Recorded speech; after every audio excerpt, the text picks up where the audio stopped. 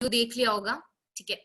हम लोग एक बार वापस से लास्ट क्लास 5 to 10 मिनट्स में रिवाइज करेंगे, फिर आज हम लोग चैप्टर 1 कंप्लीट कर देंगे, ठीक है। हम लोगों ने लास्ट डे चैप्टर 1 शुरू किया था और आज चैप्टर 1 कंप्लीट भी हो जाएगा, और हम लोग थोड़ा सा एक दो टॉपिक चैप्टर 2 का भी आज शुरू करेंगे। तो चैप्टर 1 मैं आप लोगों को स्क्रीन पे दिखा रही हूँ, सबको स्क्रीन दिख रही है ना? श्रेय स्क्रीन दिख रही है? Yes ma'am. चलो चैप्टर 1 सबसे पहले हम लोग रिवाइज करेंगे। चैप्टर 1 का क्या था, एक सेकेंड। दीक्षा आप एक बार अभी स्क्रीन से देखो, आपको पीडीएफ मिल जाएगी, थोड़े दिन में आपको पीडीएफ मिल जाएगी। एक बार आप अभी स्क्रीन पे देखो।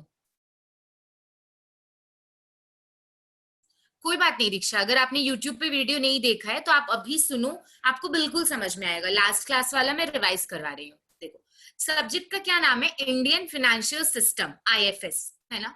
और हमारे फर्स्ट चैप्टर का क्या नाम है, financial system. There are 5 chapters in IFS, ठीक है। चैप्टर 1 शॉर्ट है, ज्यादा बड़ा चैप्टर नहीं है। चैप्टर 2 एंड चैप्टर 3 लेंदी है, फिर चैप्टर 4 एंड 5 शॉर्ट। लेकिन ये सारे चैप्टर का अपना इंपॉर्टेंस है, ऐसा नहीं है कि हम लोग एक भी चैप्टर इग्नोर कर सकते हैं। जैसे चैप्टर 1 से भी 10 मार्क्स का क्वेश्चन आता है, जबकि बहुत छोटा सा चैप्टर है। ओके, सबसे first topic is what is financial system. याद रखना, फाइनेंशियल सिस्टम का मतलब है link between the two category. दो चीजों के बीच के लिंक को हम लोग क्या बोलते हैं, फाइनेंशियल सिस्टम। फर्स्ट क्या है, बैंक, इंश्योरेंस, म्यूचुअल फंड। कोई बात नहीं मयंक, आप अभी अगर आप अपना वीडियो ऑन कर सकते हो तो वीडियो ऑन कर। क्लास में पार्टिसिपेशन अच्छा होता है ना, मेरी क्लास है, वीडियो ऑन रहने से मैं भी आपसे क्वेश्चन पूछ पाऊंगी, आप लोग भी कोई डाउट पूछ पाओगे। तो व्हाट इज फाइनेंशियल सिस्टम, याद रखना है, financial system is the link between two category. पहला कैटेगरी क्या है, बैंक, इंश्योरेंस, म्यूचुअल फंड। पहले कैटेगरी में ये लोग आते हैं, कौन कौन आते हैं, बैंक, इंश्योरेंस, म्यूचुअल फंड। दूसरे कैटेगरी में कौन आते हैं, सेकेंड कैटेगरी में मार्केट। मार्केट का मतलब होता है बेसिकली प्राइमरी और सेकेंडरी मार्केट, या फिर मनी मार्केट और कैपिटल मार्केट।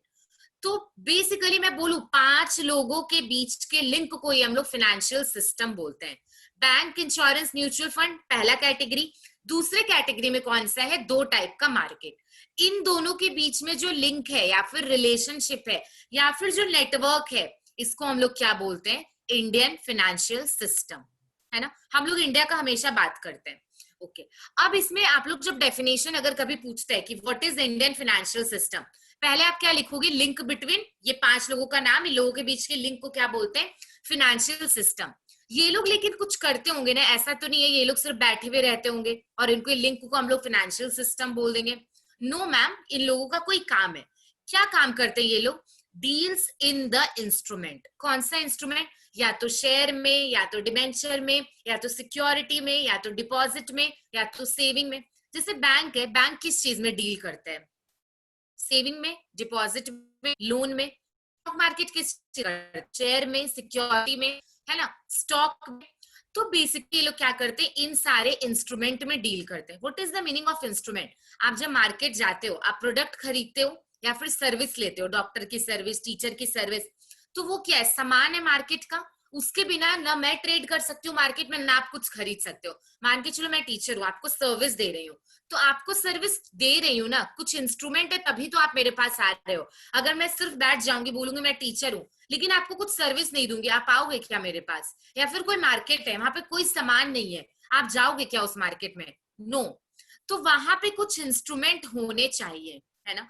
तो उस इंस्ट्रूमेंट का क्या नाम है, bank, deposit, share, security, stock. आप उन सबको क्या बोलोगे, इंस्ट्रूमेंट, जिसको हम लोग सामान भी बोलते हैं, जिसमें बायर एंड सेलर काम करते हैं। तो ये 5 कैटेगरी के लिंक को हम लोग फाइनेंशियल सिस्टम बोलते हैं, जो किस चीज में डील करते हैं, स्टॉक, शेयर, सिक्योरिटी, एक्सेट्रा। ठीक है, ये आपका डेफिनेशन था इंडियन फाइनेंशियल सिस्टम का। मैंने आपको बताया था इस डेफिनेशन को और थोड़ा एक्सप्लेन करने के लिए आप लोग क्या करोगे, लेकिन ये आप लोग तब कर पाओगे जब आईएफएस का नेक्स्ट चैप्टर पढ़ोगे, है ना। इसमें क्या करना है, आपको बैंक का फंक्शन लिखना है 2 लाइन, है ना। वैसे आपको म्यूचुअल फंड का फंक्शन लिखना है, वैसे इंश्योरेंस कंपनी का लिखना है, और वैसे स्टॉक मार्केट का लिखना है। ये 8 मार्क्स का क्वेश्चन कंप्लीट हो जाएगा, है ना। अगर कभी क्वेश्चन आता है what is Indian financial system या फिर व्हाट इज फाइनेंशियल सिस्टम, आप पहले क्या करोगे, लिखोगे इस 5 कैटेगरी के बीच के लिंक को और नेटवर्क को हम लोग क्या बोलते हैं, फाइनेंशियल सिस्टम। जो किसमें डील करते हैं, शेयर में, स्टॉक में, सर्टिफिकेट्स में, डिपॉजिट्स में, लोन में, है ना। और फिर ये तो थोड़ा सा एक क्वेश्चन का आंसर हुआ ना, 2 से 3 लाइन। इसको और एक्सप्लेन करने के लिए what will you do, bank का 2 फंक्शन लिख दो, इंश्योरेंस कंपनी का 2 फंक्शन लिख दो, सबका 2-2 लाइन का फंक्शन लिख दो, आंसर आपका ये कंप्लीट हो जाएगा। ये हम लोगों का फर्स्ट टॉपिक था। Next topic is what is the importance of और सिग्निफिकेंस ऑफ फाइनेंशियल सिस्टम। मतलब आज जो फाइनेंशियल सिस्टम है हमारे इंडिया में, उसका क्या इंपॉर्टेंस है, क्या सिग्निफिकेंस है। तो मैंने क्या बताया था, इसमें एकदम सिंपल है याद रखने का तरीका। याद करो बैंक क्या क्या काम करता है, याद करो स्टॉक मार्केट क्या क्या करता है, याद करो इंश्योरेंस कंपनी क्या क्या काम करता है। जैसे कि बैंक क्या करते हैं, सेविंग लेता है आपसे, है ना, और उसी सेविंग से जरूरतमंद लोगों को लोन देता है। तो बैंक बेसिकली क्या करता है, सेविंग को फ्लो करवाता है, एक से लेके दूसरे को देके सेविंग फ्लो हो रहा है ना, तो ये बैंक इस काम में हेल्प करता है।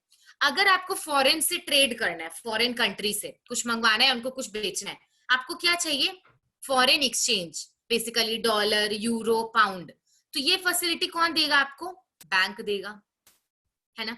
आपको कोई भी टेक्निकल एडवाइस चाहिए, जैसे कि आप नया बिजनेस शुरू कर रहे हो, टेक्नोलॉजी के बारे में जानना है, या फिर लोन चाहिए, ये सब कौन देता है, बैंक। जो नए नए एंटरप्रेन्योर लोग होते हैं उनको कौन हेल्प करता है, बैंक ही हेल्प करता है ना, कि लोन दे देता है कम इंटरेस्ट रेट पे, या फिर कोई अच्छी मशीनरी। तो ये सब कामों में क्या है, बैंक आपकी हेल्प करता है, ठीक है। फिर जैसे कि इंश्योरेंस कंपनी क्या करता है, आपको एक सिक्योरिटी देता है कि आप जब तक इस दुनिया में हो तब तक आपको पैसे के लिए नहीं सोचना पड़ेगा, और जब आप इस दुनिया से चले जाओगे तो आपके फैमिली को पैसे के बारे में नहीं सोचना पड़ेगा। हम लोग यही सोच के इंश्योरेंस करवाते हैं, है ना, जिसका टैगलाइन क्या है, जीवन के साथ भी जीवन के बाद भी, है ना। तो जब तक हम लोग हैं तब तक, और जब हम लोग नहीं रहेंगे तब भी एक श्योरिटी दे रहे हैं ना, एक सिक्योरिटी दे रहे हैं कि आपको फाइनेंशियली प्रॉब्लम नहीं होगा। तो ये जो सिक्योरिटी दे रहे हैं इसको हम लोग क्या बोलते हैं, सोशल सिक्योरिटी। सोसाइटी में रहने के लिए पैसा चाहिए, फाइनेंस चाहिए, और एक श्योरिटी चाहिए कि मेरे को या मेरे परिवार को कभी दिक्कत नहीं होगी। ये श्योरिटी, सिक्योरिटी कौन देता है, इंश्योरेंस कंपनी, जैसे कि LIC, है ना। इसलिए उसका टैगलाइन भी है, जीवन के साथ भी जीवन के बाद भी। तो ये चीज आप लोगों को याद रखना है ना, कि फ्लो ऑफ सोशल सिक्योरिटी देता है इंश्योरेंस कंपनी। बैंक क्या क्या काम में हेल्प करवाया, आपके सेविंग को फ्लो किया, फॉरेन ट्रेड में हेल्प किया, टेक्निकल एडवाइस दिया, आपको अपना कोई बिजनेस शुरू करना है, फाइनेंशियल कोई भी एडवाइस चाहिए, हेल्प चाहिए, बैंक आपको वो एडवाइस जरूर देगा, है ना। फिर क्या था, स्टॉक मार्केट, है ना, फाइनेंशियल सिस्टम का एक पार्ट है ना स्टॉक मार्केट। 2 टाइप का मार्केट होता है। स्टॉक मार्केट क्या करता है, आपको शेयर देता है, उस पर डिविडेंड देता है, और शेयर मार्केट इतना रूल्स एंड रेगुलेशन को फॉलो करके काम करता है कि we have strong faith in stock market, है ना। हम लोग को फेथ है कि हम लोग का पैसा कभी डूबेगा नहीं। क्यों, क्योंकि स्टॉक मार्केट बहुत सारे रूल्स एंड रेगुलेशन को फॉलो करके काम करता है। ये पॉइंट बिल्कुल याद रखना है, ठीक है। चलो, ये सारे पॉइंट आपको अभी मैं करवाऊंगी, आपको एक एक करके सारे पॉइंट इसमें मिल जाएंगे, आपका जो बुक है, ठीक है। तो अभी तक मैं क्या बोली, बैंक क्या करता है, सेविंग में हेल्प करता है, फ्लो ऑफ सेविंग, आपसे सेविंग लेके जरूरतमंद लोगों को लोन देता है। और इंश्योरेंस का बैंक किस काम में हेल्प करता है, फॉरेन के साथ ट्रेड करने में हेल्प करता है। आपको टेक्निकली हेल्प चाहिए, bank will help, financial help चाहिए, बैंक विल हेल्प, है ना। सोशल सिक्योरिटी चाहिए, who will help, insurance company, है ना। शेयर मार्केट में हम लोग का इतना फेथ है, इतना ट्रस्ट है, इतने लोग शेयर मार्केट में ट्रेड करते हैं ड्यू टू इट्स रूल्स और रेगुलेशन। आज इतना कुछ हम लोग को फाइनेंशियल सिस्टम दे रहा है, बैंक इतना सर्विस दे रहा है, इंश्योरेंस कंपनी इतना सर्विस दे रहा है, स्टॉक मार्केट इतना सर्विस दे रहा है। तो ऑब्वियसली आज पब्लिक का कॉन्फिडेंस है ना स्टॉक मार्केट में, इंश्योरेंस में या बैंक में। तो ये एक पॉइंट है, कॉन्फिडेंस ऑफ पब्लिक, है ना। तो ये भी किसका क्या है, इंपॉर्टेंस है फाइनेंशियल सिस्टम का, कि फाइनेंशियल सिस्टम क्यों इंपॉर्टेंट है, क्योंकि हम लोगों का क्या है उसमें कॉन्फिडेंस है। और एक पॉइंट है different type of service. Different type of service एक ऐसा पॉइंट है दैट इज बोनस पॉइंट। जो भी है ना सबको उसमें लिख दो कि है ना बैंक इतना सर्विस देता है, इंश्योरेंस इतना कुछ करता है, स्टॉक मार्केट इतना कुछ करता है। ये सारे पॉइंट किसके अंदर आ जाएंगे? डिफरेंट टाइप ऑफ सर्विस के अंदर। ठीक है, चलो अब मैं एक एक करके दिखाती हूँ। सबसे फर्स्ट क्या लिखा हुआ है, क्वेश्चन क्या है? Discuss the significance of financial system. ध्यान रखना, अगर कभी क्वेश्चन पूछेगा discuss the importance of financial system, same है। ठीक है, सिग्निफिकेंस और इंपॉर्टेंस हम लोगों का सेम वर्ड है, याद रखना। ठीक है, चलो सबसे फर्स्ट जो जो पॉइंट मैं बोलूंगी ना उस पे पहले टिक करना है और वो समझना है। सबसे फर्स्ट पॉइंट मैंने क्या कराया? फ्लो ऑफ सेविंग, है ना। जिसके पास एक्स्ट्रा मनी है वो किसको देता है? बैंक को। और बैंक ये पैसा किसको देता है? नीडी लोग को। तो इस तरीके से बैंक क्या करता है? सेविंग को फ्लो करवाता है। ओके, चलो फर्स्ट पॉइंट ये हो गया।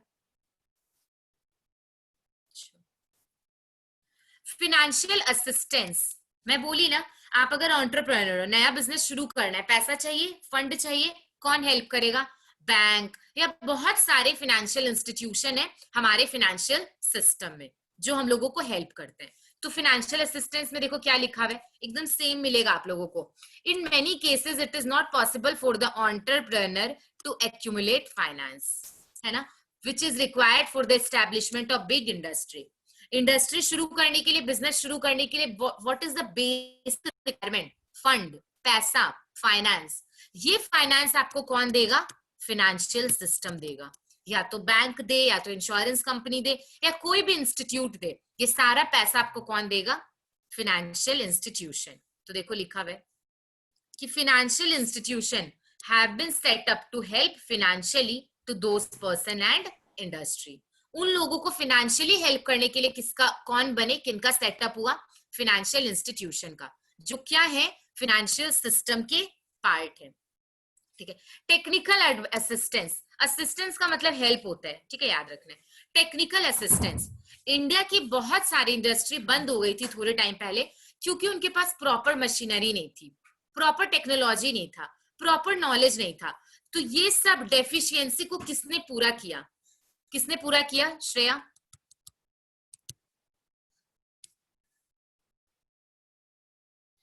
फाइनेंशियल सिस्टम, हम लोग अभी यही पढ़ रहे हैं ना, फाइनेंशियल सिस्टम का इंपॉर्टेंस, चाहे बैंक हो, इंश्योरेंस हो। तो आप लोग इसमें यही लिखोगे। देखो लिखा है, many industry in India were closed due to deficiency of proper technical knowledge, है ना। हम लोगों के पास अच्छा नॉलेज नहीं था, अच्छी टेक्निक नहीं थी, तो क्या होने लगी? इंडस्ट्री बंद होने लग गई। तो इसको किसने रोका? इंडस्ट्री को बंद होने से किसने रोका? फाइनेंशियल सिस्टम ने। ठीक है, चलो next point, stability of foreign trade. मैं पहले ही बता चुकी हूँ, बैंक आपको फॉरेन ट्रेड में हेल्प करता है। कैसे? डॉलर, ये तो डॉलर देके, यूरो देके, पाउंड देके, येन देके, या फिर आपको फॉरेन से किसी से लोन चाहिए, वो भी आपको बैंक दिलवाएगा। आप क्या फॉरेनर को फोन करोगे और बोलोगे लोन दे दो, दे देगा। बैंक मीडिएटर बनेगा, बैंक बीच का काम करेगा। एक बात याद रखना, फेमा बोल के एक एक्ट है, फॉरेन एक्सचेंज मैनेजमेंट एक्ट, दिखा फेमा, इसमें ये पॉइंट जरूर लिखना। स्टेबिलिटी ऑफ फॉरेन ट्रेड के अंदर ये पॉइंट जरूर आना चाहिए। ठीक है, फेमा जो है ना वो आप लोगों को क्या करता है? फॉरेन ट्रेड के लिए रूल्स बताता है। ये एक लॉ है, लॉ का पार्ट है। ठीक है, सेकेंड सेमेस्टर में हम लोग कंपनी लॉ पढ़ते थे ना, वैसे ये लॉ है। क्या लॉ का नाम है? Foreign exchange management act. ये किस चीज में हेल्प करेगा आपको? फॉरेन ट्रेड में हेल्प नहीं करेगा, आपको रूल्स एंड रेगुलेशन बताएगा। ठीक है, जैसे कि हम लोग कंपनी को कोई भी काम करना है तो उसको कौन बताता है कि क्या तुमको कर सकते हो, क्या नहीं कर सकते हो? Companies act. वैसे ही आप लोग फॉरेन ट्रेड में क्या कर सकते हो, क्या नहीं कर सकते हो, ये कौन बताएगा? फेमा। ठीक है, चलो फिर क्या लिखा है? Confidence in share market. क्यों हम लोगों का शेयर मार्केट में इतना कॉन्फिडेंस है? क्योंकि ये लोग बहुत रूल्स एंड रेगुलेशन को फॉलो करते हैं। इतना ये लोग अच्छा काम कर रहे हैं कि इंडिया के लोग तो शेयर मार्केट में इन्वेस्ट करते ही है, नॉन रेसिडेंट लोग भी करते हैं जो इंडिया के नहीं है, जो फॉरेनर्स लोग हैं, है ना। तो क्या है, ये भी फाइनेंशियल सिस्टम का इंपॉर्टेंस है कि इतना अच्छा ये लोग काम कर रहे हैं कि फॉरेनर लोग भी इन्वेस्ट कर रहे हैं। ठीक है, कॉन्फिडेंस ऑफ पब्लिक मैं बता दी। क्यों पब्लिक का कॉन्फिडेंस क्यों इंक्रीज होता है? मैं 2-3 पॉइंट बोली थी। क्या? रिटर्न अच्छा मिल रहा है तो कॉन्फिडेंस ज्यादा, है ना। आपके इन्वेस्टमेंट पे हमेशा ही पॉजिटिव रिटर्न मिल रहा है, इन्वेस्ट आपका क्या बोलते, कॉन्फिडेंस अच्छा, आपके साथ चीटिंग नहीं होती है, आपका कॉन्फिडेंस अच्छा। तो ये तीनों चीज फाइनेंशियल सिस्टम देता है, चीटिंग नहीं करता है, रिटर्न देता है, इन्वेस्टमेंट पे टाइम टू टाइम एडिक्वेट आपको रिटर्न देता है, और रिस्क भी बहुत ज्यादा नहीं होता है। इसलिए हम लोगों का क्या है, फाइनेंशियल सिस्टम में इतना ज्यादा कॉन्फिडेंस है ना। देखो मेन टॉपिक क्या है, मेन टॉपिक है इंपॉर्टेंस ऑफ फाइनेंशियल सिस्टम या फिर सिग्निफिकेंस ऑफ फाइनेंशियल सिस्टम। तो हर टॉपिक में, मतलब हर हेडिंग में, सब हेडिंग में फाइनेंशियल सिस्टम तो लिखोगे ही, है ना। तो देखो लिखा हुआ है कि if financial system fails to gain confidence of public, अगर पब्लिक का कॉन्फिडेंस नहीं गेन कर पाया तो क्या होगा, आप लोग बैंक में डिपॉजिट नहीं दोगे, इंश्योरेंस से इंश्योरेंस नहीं लोगे, शेयर मार्केट में ट्रेड नहीं करोगे, वही सारा बात लिखा हुआ है। अगर आपके साथ चीटिंग हो जाए, इंश्योरेंस कंपनी चीटिंग कर दे, आप नेक्स्ट टाइम इन्वेस्ट करोगे क्या इंश्योरेंस कंपनी में, नहीं, और भी 10 लोगों को मना कर दोगे। तो यही लिखा हुआ है कॉन्फिडेंस ऑफ पब्लिक। आज हमारा कॉन्फिडेंस है in our FS means financial system. क्यों, चीटिंग होता है, सेविंग सही रहता है, और रिटर्न टाइम टू टाइम मिलता रहता है, ठीक है। डिफरेंट टाइप ऑफ सर्विस, सारा पॉइंट को सम कर देना एक एक दो दो लाइन में। जैसे लिखोगे कि bank takes deposit and lends the money, insurance company provide social security, है ना, share market provide services with strict rules and regulation. ये सारा लिख देना, एक पॉइंट कवर हो गया। लास्ट पॉइंट, सोशल सिक्योरिटी कौन देता है, इंश्योरेंस कंपनी, है ना, जैसे कि पेंशन देगा, प्रोविडेंट, लाइफ इंश्योरेंस। तो ये सब क्या है, सोशल सिक्योरिटी के अंदर आता है। याद रखना, जीवन के साथ भी जीवन के बाद भी वाला लाइन, ठीक है, जीवन के साथ भी जीवन के बाद भी, ये था सोशल सिक्योरिटी। इतना सारा पॉइंट किए, किसी को डाउट है, दीक्षा और मयंक,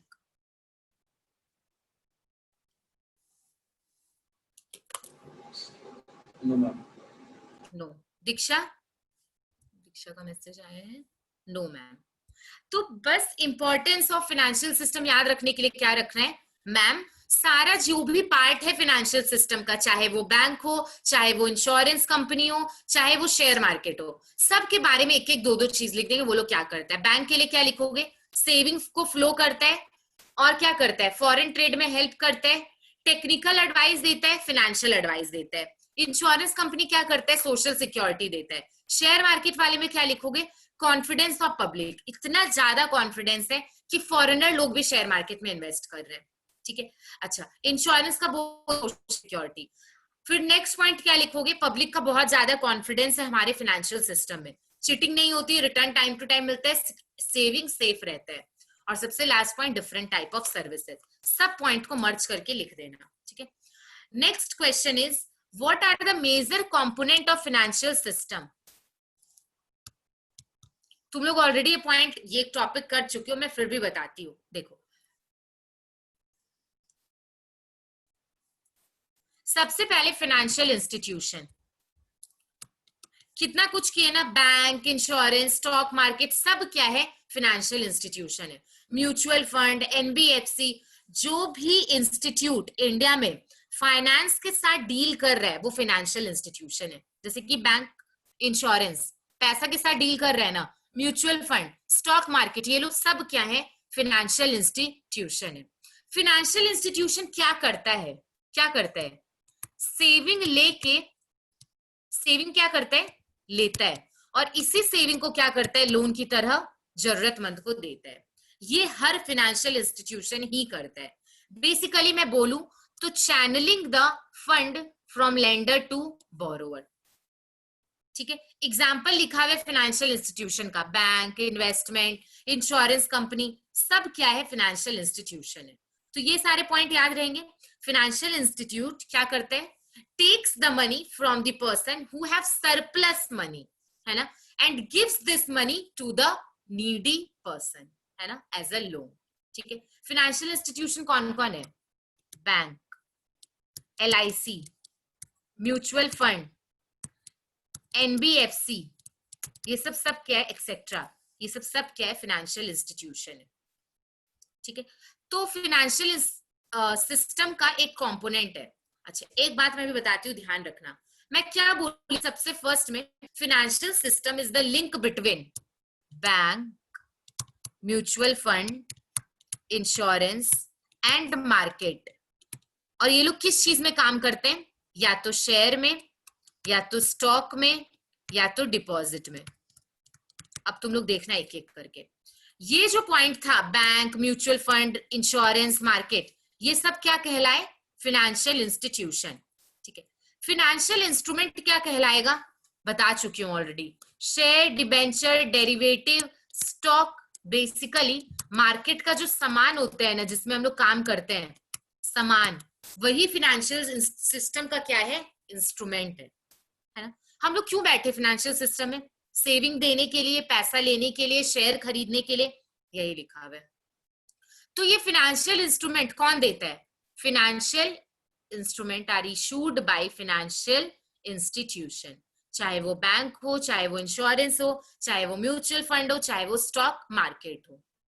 ठीक है, मैं जो पॉइंट बोल रहे ना वो पॉइंट याद रखना है। ठीक है, एक्स्ट्रा करने के चक्कर में मत पड़ना, क्योंकि ऑलरेडी आईएफएस बहुत बड़ा है। ठीक है, फिर बाद में वही लिख दिया है कि कौन सा इंस्ट्रूमेंट है, share, bill of exchange, treasury bill, bond, security, ये सब क्या है? फाइनेंशियल इंस्ट्रूमेंट है। तो दूसरा कंपोनेंट ये हो गया, ये वाला पार्ट हो गया।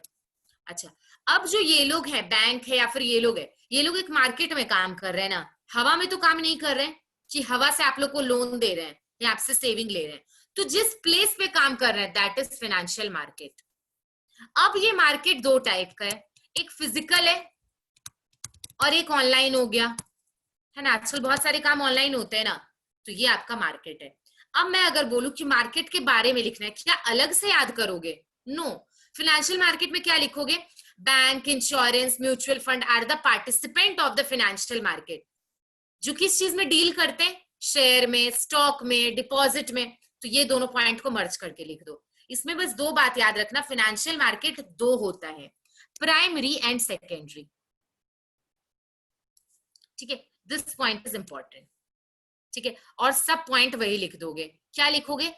मैम, जितने भी फाइनेंशियल इंस्टीट्यूशन है सबका नाम लिख देंगे और लिखेंगे they are the participants of financial market. Financial instrument के बारे में वहां लिख देंगे, क्या लिख देंगे? कि फाइनेंशियल मार्केट में क्या डील होता है? फाइनेंशियल इंस्ट्रूमेंट में डील होता है। पॉइंट कवर हो गया। ये था आपका फाइनेंशियल मार्केट। समझ में आया? चलो, अब है एक फाइनेंशियल इंटरमीडियरी, मतलब दलाल। तुम लोग के पास एक्स्ट्रा पैसा था और किसी को पैसे की जरूरत थी, दोनों को मिलाएगा कौन? दलाल। ये दलाल बैंक भी हो सकते हैं, इंश्योरेंस कंपनी भी हो सकती है, कोई भी हो सकता है, या फिर जो ब्रोकर लोग काम करते हैं वो भी होते हैं। तो बेसिकली मैं बोलूं, ये लोग लेंडर को और बोरोवर को लिंक करते हैं। कौन? Financial intermediary. जैसे बैंक है, बैंक भी लिंक किया ना, बैंक बैठा हुआ है, बोला जिसके पास एक्स्ट्रा पैसा मेरे को दे दो और जिसको पैसे की जरूरत है वो भी मेरे से ले लो। तो लेंडर और बोरोवर को लिंक करने वाला कौन था? बैंक। और बैंक क्या है? एक फाइनेंशियल इंटरमीडियरी है। ये टॉपिक अपने लोग डिटेल में अभी तुरंत करेंगे। ठीक है, तो फाइनेंशियल इंटरमीडियरी क्या करता है? Linking the lender and borrower और सेवर, है ना। ब्रिंगिंग टुगेदर, उन लोगों को साथ में लाते हैं। जैसे कि देखो, बैंक क्या है? फाइनेंशियल इंटरमीडियरी है। मैं जो भी पढ़ा रही हूँ सब आपको बुक में लिखा हुआ मिलेगा, लेकिन जितना मैं बोलूंगी उतना ही पढ़ना, ज्यादा एक्स्ट्रा पढ़ने के चक्कर में मत जाना। ठीक है, अगर मैं बोलूं ये इंटरमीडियरी नहीं होते तो पूरा का पूरा फाइनेंशियल सिस्टम ही नहीं होता। सही है ये बात? यस मैम, है ना, क्योंकि बैंक भी एक इंटरमीडियरी और बैंक बहुत बड़ा पार्ट है फाइनेंशियल सिस्टम का, है ना। तो फाइनेंशियल इंटरमीडियरी बहुत इंपॉर्टेंट है, बस ऐसे याद रखना है। सबसे लास्ट और मैं बोलूं तो सबसे इंपॉर्टेंट, फाइनेंशियल सिस्टम के कौन है? देवता लोग, गॉड, जो पूरे फाइनेंशियल सिस्टम को क्या करते हैं? रेगुलेट, कंट्रोल, डायरेक्ट, सुपरवाइज, है ना। जैसे कि मानो फाइनेंशियल सिस्टम में कौन कौन थे? पार्टिसिपेंट लोग थे, जिसको हम लोग क्या बोलते थे? Financial institution. कुछ ब्रोकर लोग थे या दलाल लोग थे, जिसको क्या बोलते थे? इंटरमीडियरी। कुछ सामान था जिसमें फाइनेंशियल मार्केट काम करता था, सामान का क्या नाम है? Share, stock, deposit, loan, insurance policy. और एक मार्केट था जहां पे ये सारा काम होता था। ये सब जितने भी लोग हैं, जितने भी मार्केट है, इनको कौन कंट्रोल, रेगुलेट और सुपरवाइज करता है? रेगुलेटर। जिसको हम लोग गॉड भी बोलते हैं। बैंक का गॉड कौन है? आरबीआई। ओके। स्टॉक एक्सचेंज का गॉड कौन है? सेबी, है ना। इंश्योरेंस कंपनी का गॉड कौन है? IRDA, IRDA। तो ऐसे करके याद रखना है। ये लोग अगर ना हो तो फाइनेंशियल मार्केट या फाइनेंशियल सिस्टम क्या करेगा? क्रैश कर जाएगा। क्यों? क्योंकि ये लोग ढंग से काम ही नहीं कर पाएंगे। ये जो रेगुलेटर है ये बार बार फाइनेंशियल सिस्टम को क्या देते रहते हैं? Order, decision, advice, regulation. ये सब क्या है? गॉड कहलाते हैं। बैंक का गॉड आरबीआई, स्टॉक एक्सचेंज का गॉड सेबी, है ना। इंश्योरेंस कंपनी का गॉड इरडा। ठीक है, आप लोग 4 नंबर पॉइंट को स्ट्राइक ऑफ कर लेना, अब ये नहीं है। ठीक है, और इसकी जगह लिखना एनसीएलटी और एनसीएलईटी।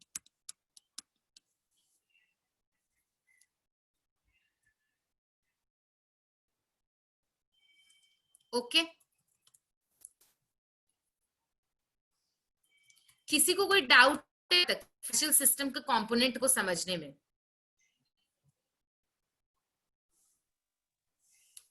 दीक्षा, मयंक, सना?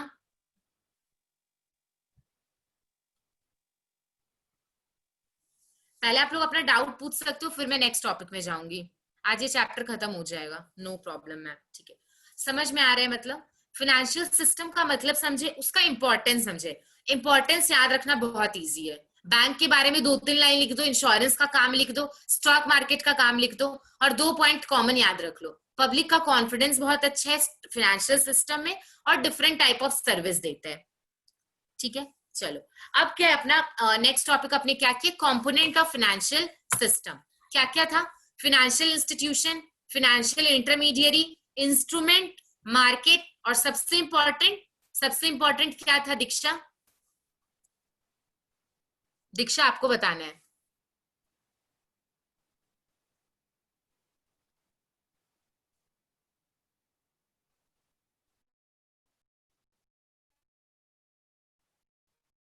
चलो, प्रांजल बताएगी। मैम बैंक का ट्रस्ट, पीपल का ट्रस्ट बैंक के ऊपर।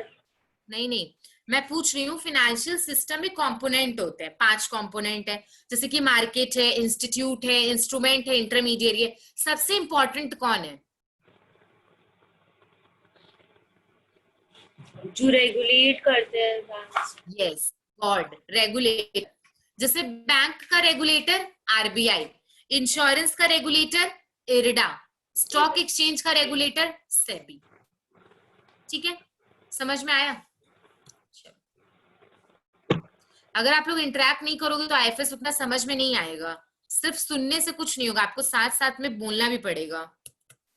चलो, ये वाला जो क्वेश्चन है ना, discuss the structure of Indian financial system, इसके बगल में लिख लो विथ चैप्टर 2। ये हम लोग चैप्टर 2 के साथ करेंगे।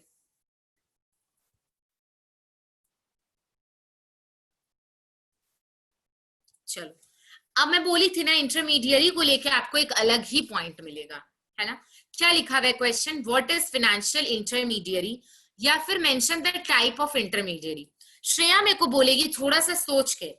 पहले मैं बता दूं फाइनेंशियल इंटरमीडियरी का क्या मतलब है। जो जिनके पास ज्यादा पैसा है उनको, और जिनको पैसे की जरूरत है उनको, दोनों को लिंक करते हैं। ठीक है, अब ये कोई भी हो सकते हैं। श्रेया मेरे को 3 एग्जाम्पल देगी जो इंडिया के अंदर इंटरमीडियरी है।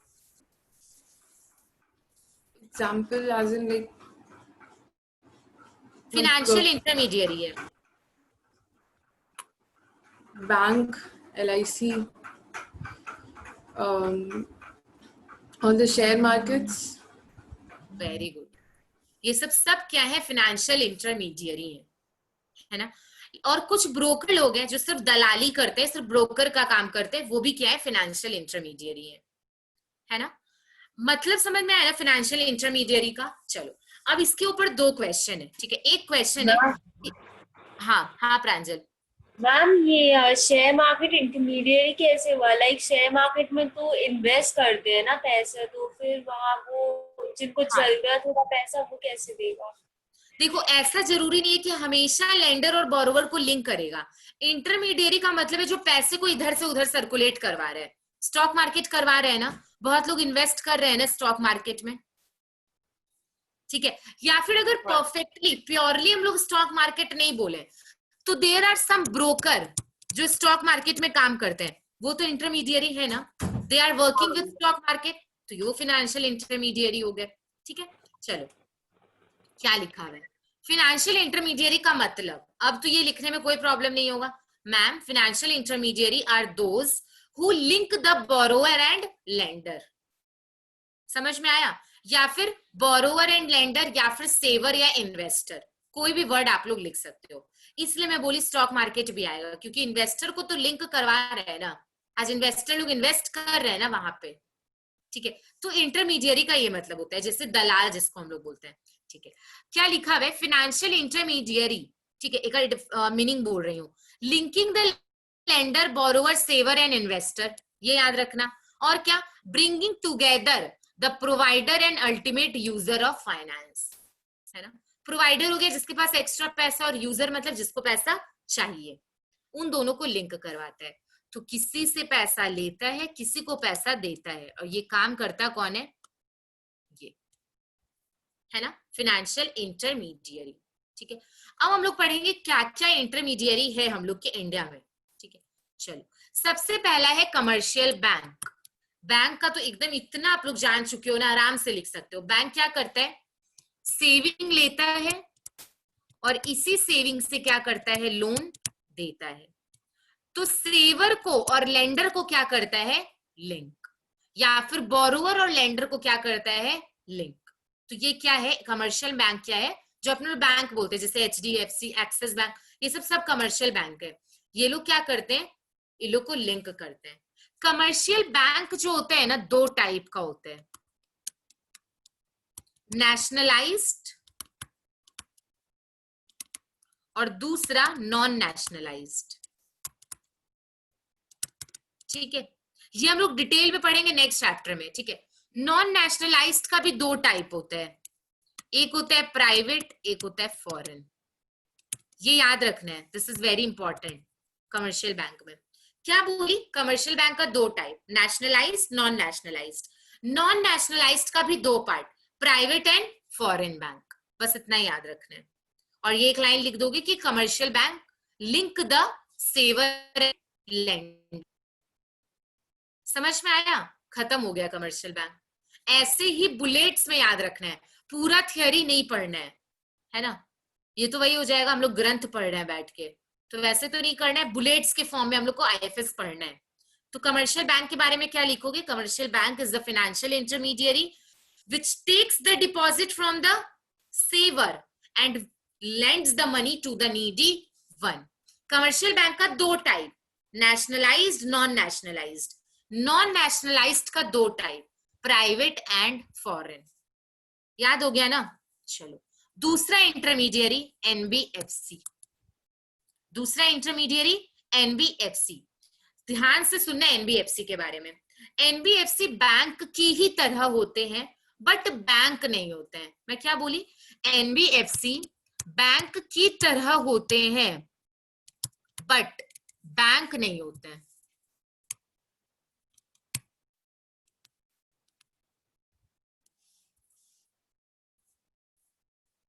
ठीक है, अब क्या होता है सुनना। NBFC वाले लोग भी क्या करते हैं? नॉन बैंक कंपनी जिसको बोलते हैं, ये लोग भी क्या करते हैं? कुछ लोगों से डिपॉजिट लेते हैं, कुछ लोगों को लोन देते हैं, बट इनका और भी कुछ फंक्शंस है जो इनको बैंक से अलग बनाता है, ठीक है। काम तो ये लोग बैंक की तरह ही करते हैं, लेकिन बैंक तो ऑलरेडी था ना, तो फिर NBFC का कॉन्सेप्ट क्यों लाया गवर्नमेंट? तो ये लोग कुछ और भी काम करते हैं जो कौन नहीं करते? बैंक नहीं करते, ठीक है। अब मैं बताती हूँ क्या क्या, एक दो पॉइंट याद रखना, वैसे इसके बारे में अपने लोग डिटेल में पढ़ेंगे चैप्टर 3 में भी, ठीक है।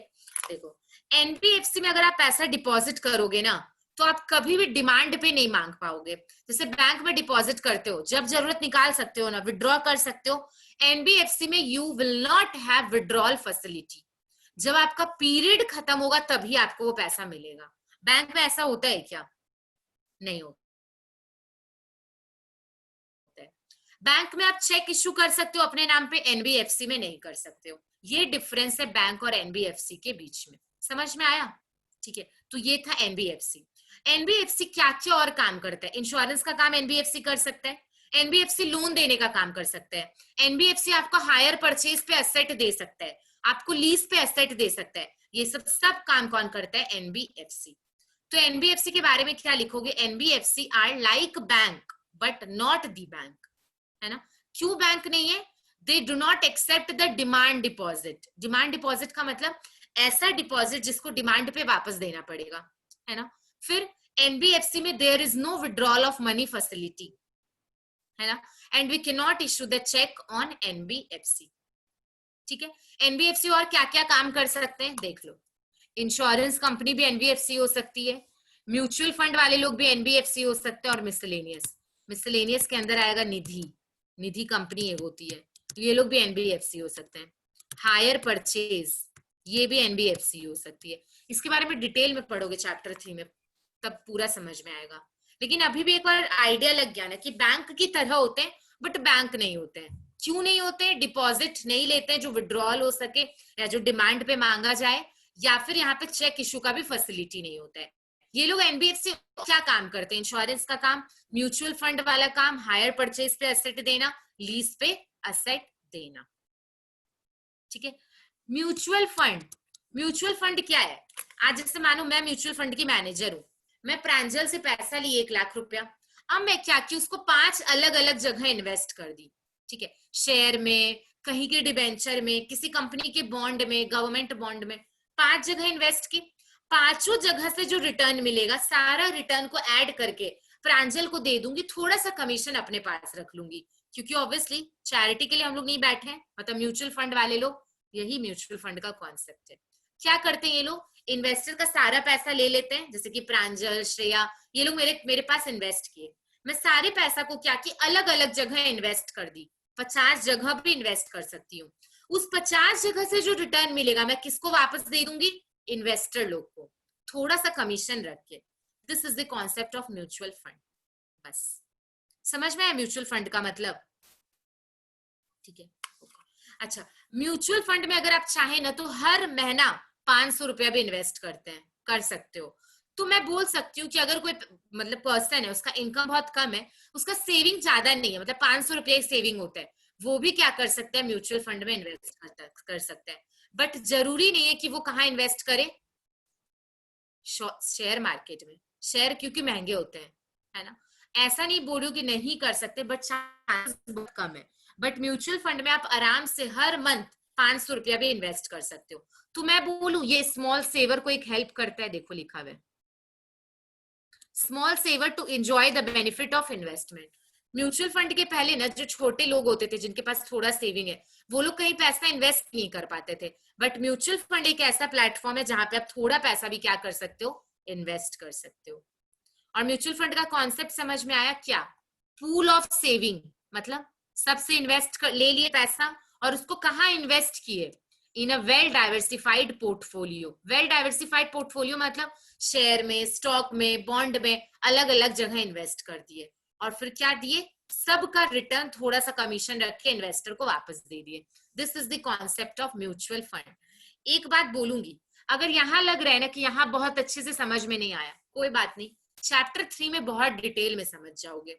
ठीक है, तो चैप्टर 3 में पढ़ लोगे तो यहाँ पे भी लिख सकते हो ना, तब मैं बताऊंगी कि देखो चैप्टर 1 में कॉन्सेप्ट था। आईएफएस ऐसा ही है, बहुत सारे टॉपिक बार बार आपको मिलेंगे, एक जगह पढ़ लोगे, कहीं भी एक जगह अच्छी से 2-3 जगह क्लियर हो जाएगा। ठीक है, इंश्योरेंस ऑर्गेनाइजेशन एलआईसी क्या करते हैं? इंश्योरेंस देते हैं, है ना? लाइफ के लिए, आपके शॉप के लिए, आपके बिजनेस के लिए बहुत टाइप का इंश्योरेंस देता है ना? तो ये भी क्या है? एक फाइनेंशियल इंटरमीडिएरी है। ठीक है, small saving and provident fund नहीं करना है। ठीक है, जो करना है वही मैं बताऊंगी। ठीक है, मिसलेनियस, मिसलेनियस मतलब बचे कुचे लोग, जैसे loan company, hire purchase company, lease company, investment company, mutual fund finance company, ये लोग क्या है? ये लोग भी क्या है? फाइनेंशियल इंटरमीडिएरी है। समझ में आया? ठीक है, कौन कौन है फाइनेंशियल इंटरमीडिएरी? मैम, बैंक है, इंश्योरेंस है, एनबीएफसी है, म्यूचुअल फंड है, मिसलेनियस है। ये सब क्या है? फिनेंशियल इंटरमीडियरी है। ठीक है, समझ में आया? अच्छा, अब एक बात बताऊंगी, ये जो म्यूचुअल फंड है या फिर इंश्योरेंस है या फिर मिसलेनियस है, ये तीनों एनबीएफसी के अंदर आएगा। समझ में आया? एक सेकेंड, मैं बोर्ड आप लोग को दिखाती हूँ, उससे ज्यादा क्लियर होगा। फिनेंशियल इंटरमीडियरी हम लोग का टॉपिक चल रहा है, मेनली दो टाइप का है। क्या क्या? कमर्शियल बैंक और दूसरा एनबीएफसी। एनबीएफसी का ही टाइप है कौन कौन? Mutual fund, insurance, miscellaneous. समझ में आया है ना? ये हम लोग समझ चुके क्या होता है, ये समझ चुके क्या होता है, और इसके बारे में अलग अलग भी समझे। म्यूचुअल फंड,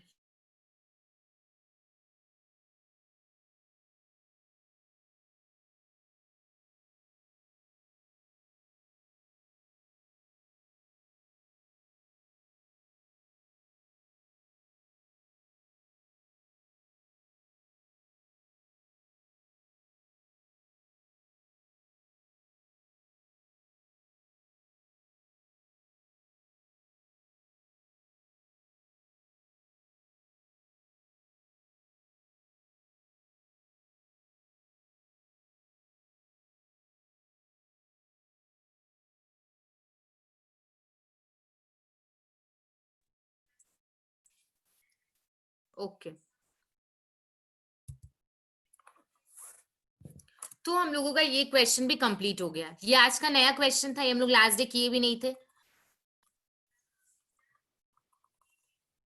चलो, आज का last question, discuss the role of intermediary in financial institution. है ना? रोल करना है किसका? फाइनेंशियल इंटरमीडियरी का। है ना? फाइनेंशियल इंटरमीडियरी कौन कौन थे? Bank, insurance, mutual fund, NBFC, miscellaneous. ये लोग सब क्या है?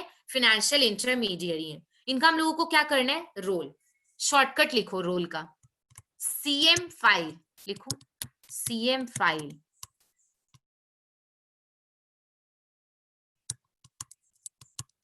FILE, CM file. ठीक है। C4 क्या है देखते हैं। C4 है चैनलाइजिंग ऑफ सेविंग। चैनलाइजेशन मतलब क्या होता है? एक जगह से दूसरे जगह करना, है ना? बेसिकली चैनलाइजेशन ऑफ सेविंग कौन करते हैं? इंश्योरेंस वाले लोग, बैंक वाले लोग, है ना? फ्लो ऑफ सेविंग याद है? वही वाला पॉइंट है ना? चैनलाइजेशन ऑफ सेविंग में आप क्या क्या लिखोगे? बैंक के बारे में लिखोगे, इंश्योरेंस के बारे में लिखोगे, है ना? और क्या लिखोगे कि सेविंग का क्या होता है? फ्लो होता है। कैसे? जिनके पास एक्स्ट्रा पैसा है वो बैंक या इंश्योरेंस को देते हैं, और जिनको पैसे की जरूरत है उनको ये लोग लोन देते हैं। तो इस तरीके से क्या होता है? सेविंग चैनलाइज होता है ना? एक जगह से दूसरे जगह जाता है। समझ में आया? तो ये है आपका चैनलाइजेशन ऑफ सेविंग। एक सेकेंड, मैं आपको अंदर से भी इसको दिखा देती हूँ।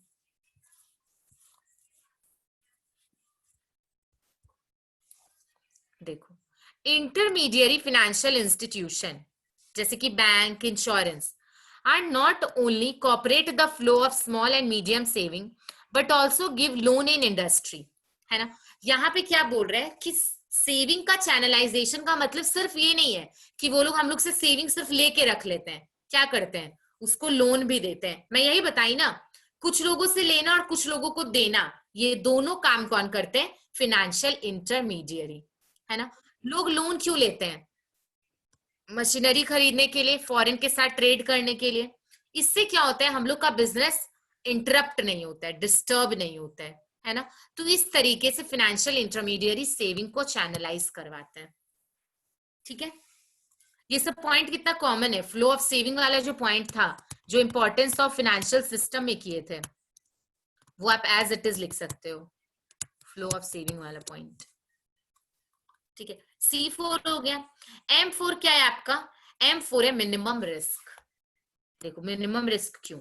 अब जैसे श्रेया को म्यूचुअल फंड का आइडिया नहीं है या फिर स्टॉक मार्केट का आइडिया नहीं है, मैं श्रेया को बोली श्रेया जाओ स्टॉक मार्केट में पैसा लगा लो या म्यूचुअल फंड में म्यूचुअल फंड खरीदो, श्रेया को लॉस हो जाएगा ना या फिर रिस्क रहेगा। क्यों? क्योंकि वो डायरेक्टली अगर खरीदेगी ना तो उसको कोई भी आइडिया नहीं है, बट अगर वो इंटरमीडियरी के थ्रू खरीदेगी, जैसे म्यूचुअल फंड खरीदने के लिए बहुत सारे एप्स हैं जो इंटरमीडियरी ही हैं, जैसे माई कैम्स, ग्रो ऐप, ठीक है, ईटी मनी, इसके थ्रू आप लोग क्या खरीद सकते हो? Mutual fund. ये लोग आप लोगों को पूरा एडवाइस देते हैं, पूरा सजेशन देंगे कि कैसे खरीदो, किसमें इन्वेस्ट करो, क्या करना चाहिए, कितना रुपए इन्वेस्ट करना चाहिए, सब कुछ। तो अगर आपको मान के चलो ये नहीं रहते आप लोगों के पास, या कोई भी इंटरमीडियरी नहीं रहता, आपको मैं बोलती डायरेक्ट जाके स्टॉक मार्केट में पैसा लगा दो, ऑब्वियसली रिस्क होता, बट कुछ इंटरमीडियरी है जो आपको पहले ही एडवाइस दे देते हैं, तो इससे रिस्क क्या हो जाता है? कम, है ना। तो देखो लिखा हुआ है, if investor purchase security directly from the market, तो क्या होगा? Degree of risk is high. अगर आप डायरेक्टली मार्केट से कुछ खरीदोगे तो रिस्क क्या होगा? हाई, है ना। लेकिन financial intermediary help to reduce the such type of risk. समझ में आया? है ना। तो फाइनेंशियल इंटरमीडियरी क्या करते हो? जो बीच के लोग हैं, दलाल लोग, ब्रोकर लोग, वो इस रिस्क को कम करते हैं, आपको सही बात समझा के, सही सजेशन देके। तो ये था M4 minimum risk. C4 channelization of saving, M4 minimum risk, F4 file आ गया ना, F formation of capital. Capital का मतलब आज किसी को बिजनेस शुरू करना है, उसके पास फंड नहीं है, कौन देगा? ये बैंक, इंश्योरेंस कंपनी, तो फाइनेंशियल इंटरमीडियरी देते हैं पैसा, है ना। चाहे वो कैपिटल लॉन्ग टर्म हो, मीडियम टर्म हो या फिर शॉर्ट टर्म हो, सब टाइप का लोन मिलता है ना। तो अपने लोग जो लोन लेते हैं उससे कैपिटल अपने बनाते हैं, है ना। तो ये लोन कौन देता है? Long term, medium term, short term, financial intermediary, ठीक है। तो this is the role of financial intermediary. देखो लिखा हुआ है, capital is necessary for the economic development of a country, so industry and business organization come to financial institution for the fund, है ना। और intermediary provide the short term long term loan, है ना।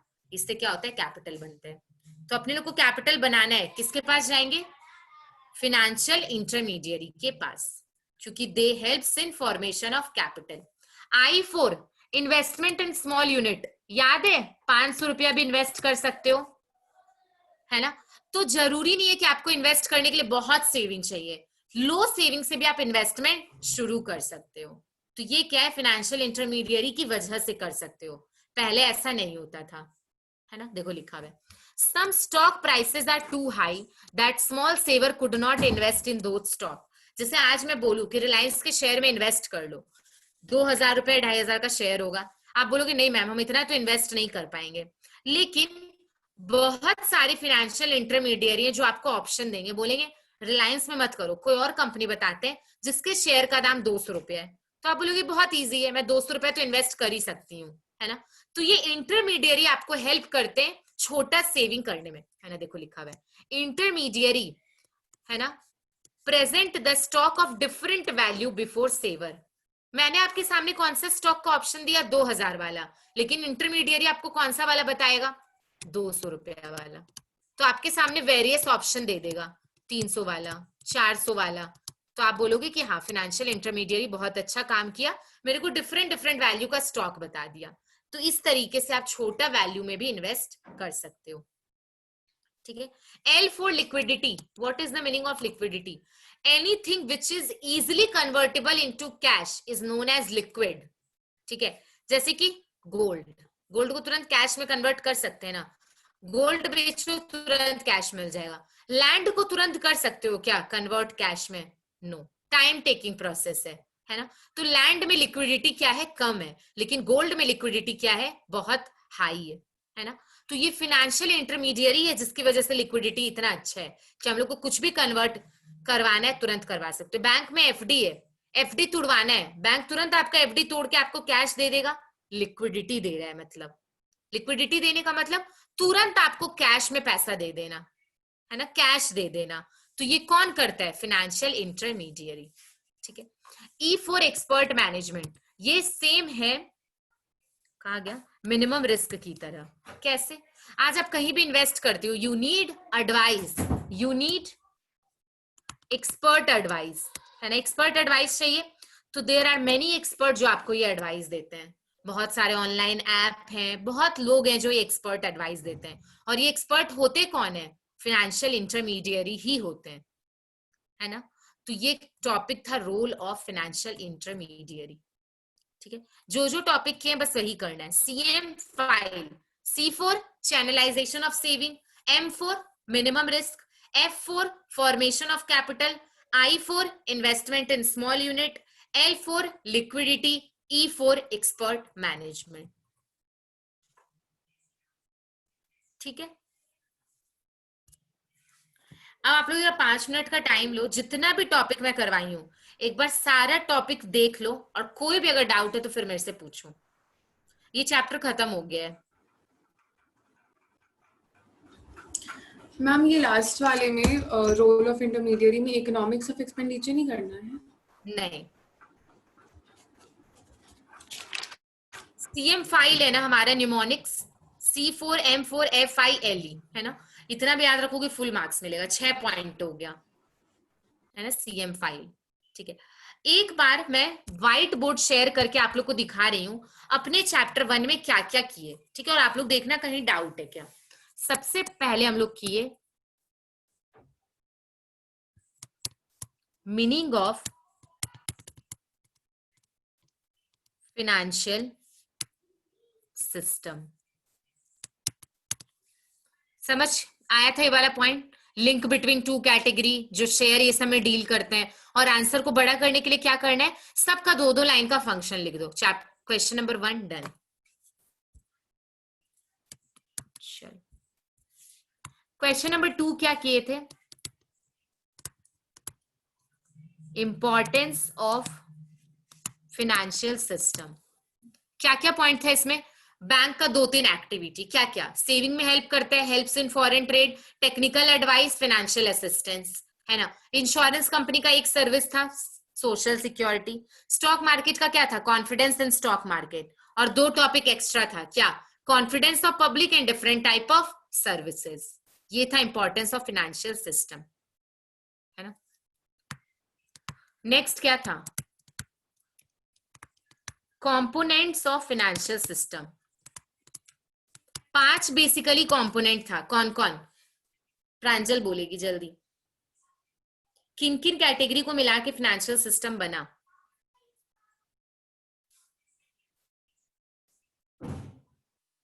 देखना पड़ रहा है, अभी तक याद नहीं हुआ। components of financial system, bank, share market. ये लोग किस कैटेगरी में आ गए? फाइनेंशियल इंस्टीट्यूशन में।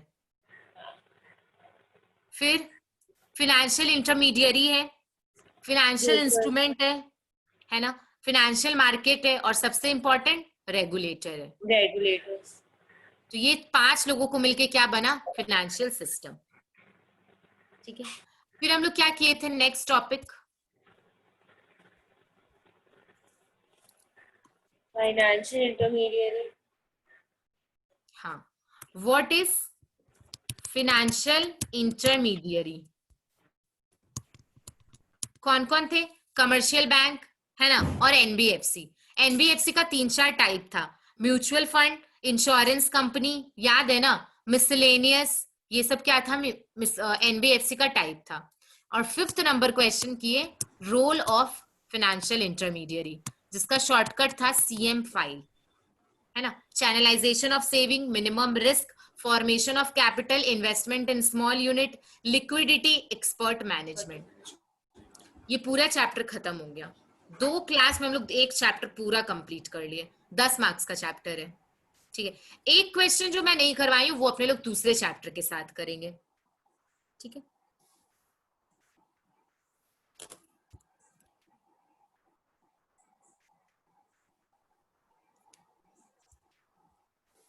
चलो। अभी तक पूरे चैप्टर 1 में किसी को कोई भी डाउट है? तभी मैं चैप्टर 2 में प्रोसीड करूंगी। कोई भी डाउट कि मैम आंसर कैसे लिखेंगे, या फिर आप जो बताइए क्या, मतलब कुछ भी, कोई भी टाइप का क्वेश्चन है मन में, मेरे से पूछ सकते हो।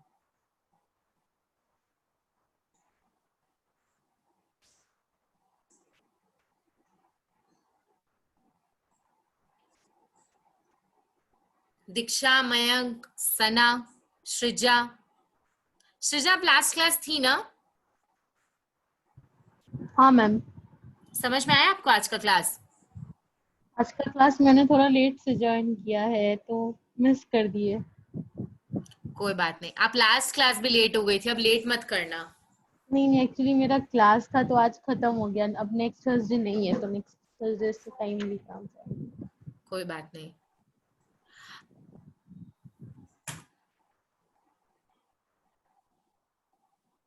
CM file. मयंक का क्वेश्चन है, मैम रोल ऑफ एफआई में आप क्या शॉर्टकट यूज किए? CM file. C for channelization of saving, M for minimum risk, F for formation of capital, I for investment in small unit, L for liquidity, E for expert management. 6 number से ज्यादा, sorry 6 number से ज्यादा का ये question आएगा नहीं, और 6 point है तो पूरा का पूरा 6 मार्क्स मिलेगा। ठीक है, चलो एक बार मैं आप लोगों को क्वेश्चन दिखाना चाहती हूँ इस चैप्टर का।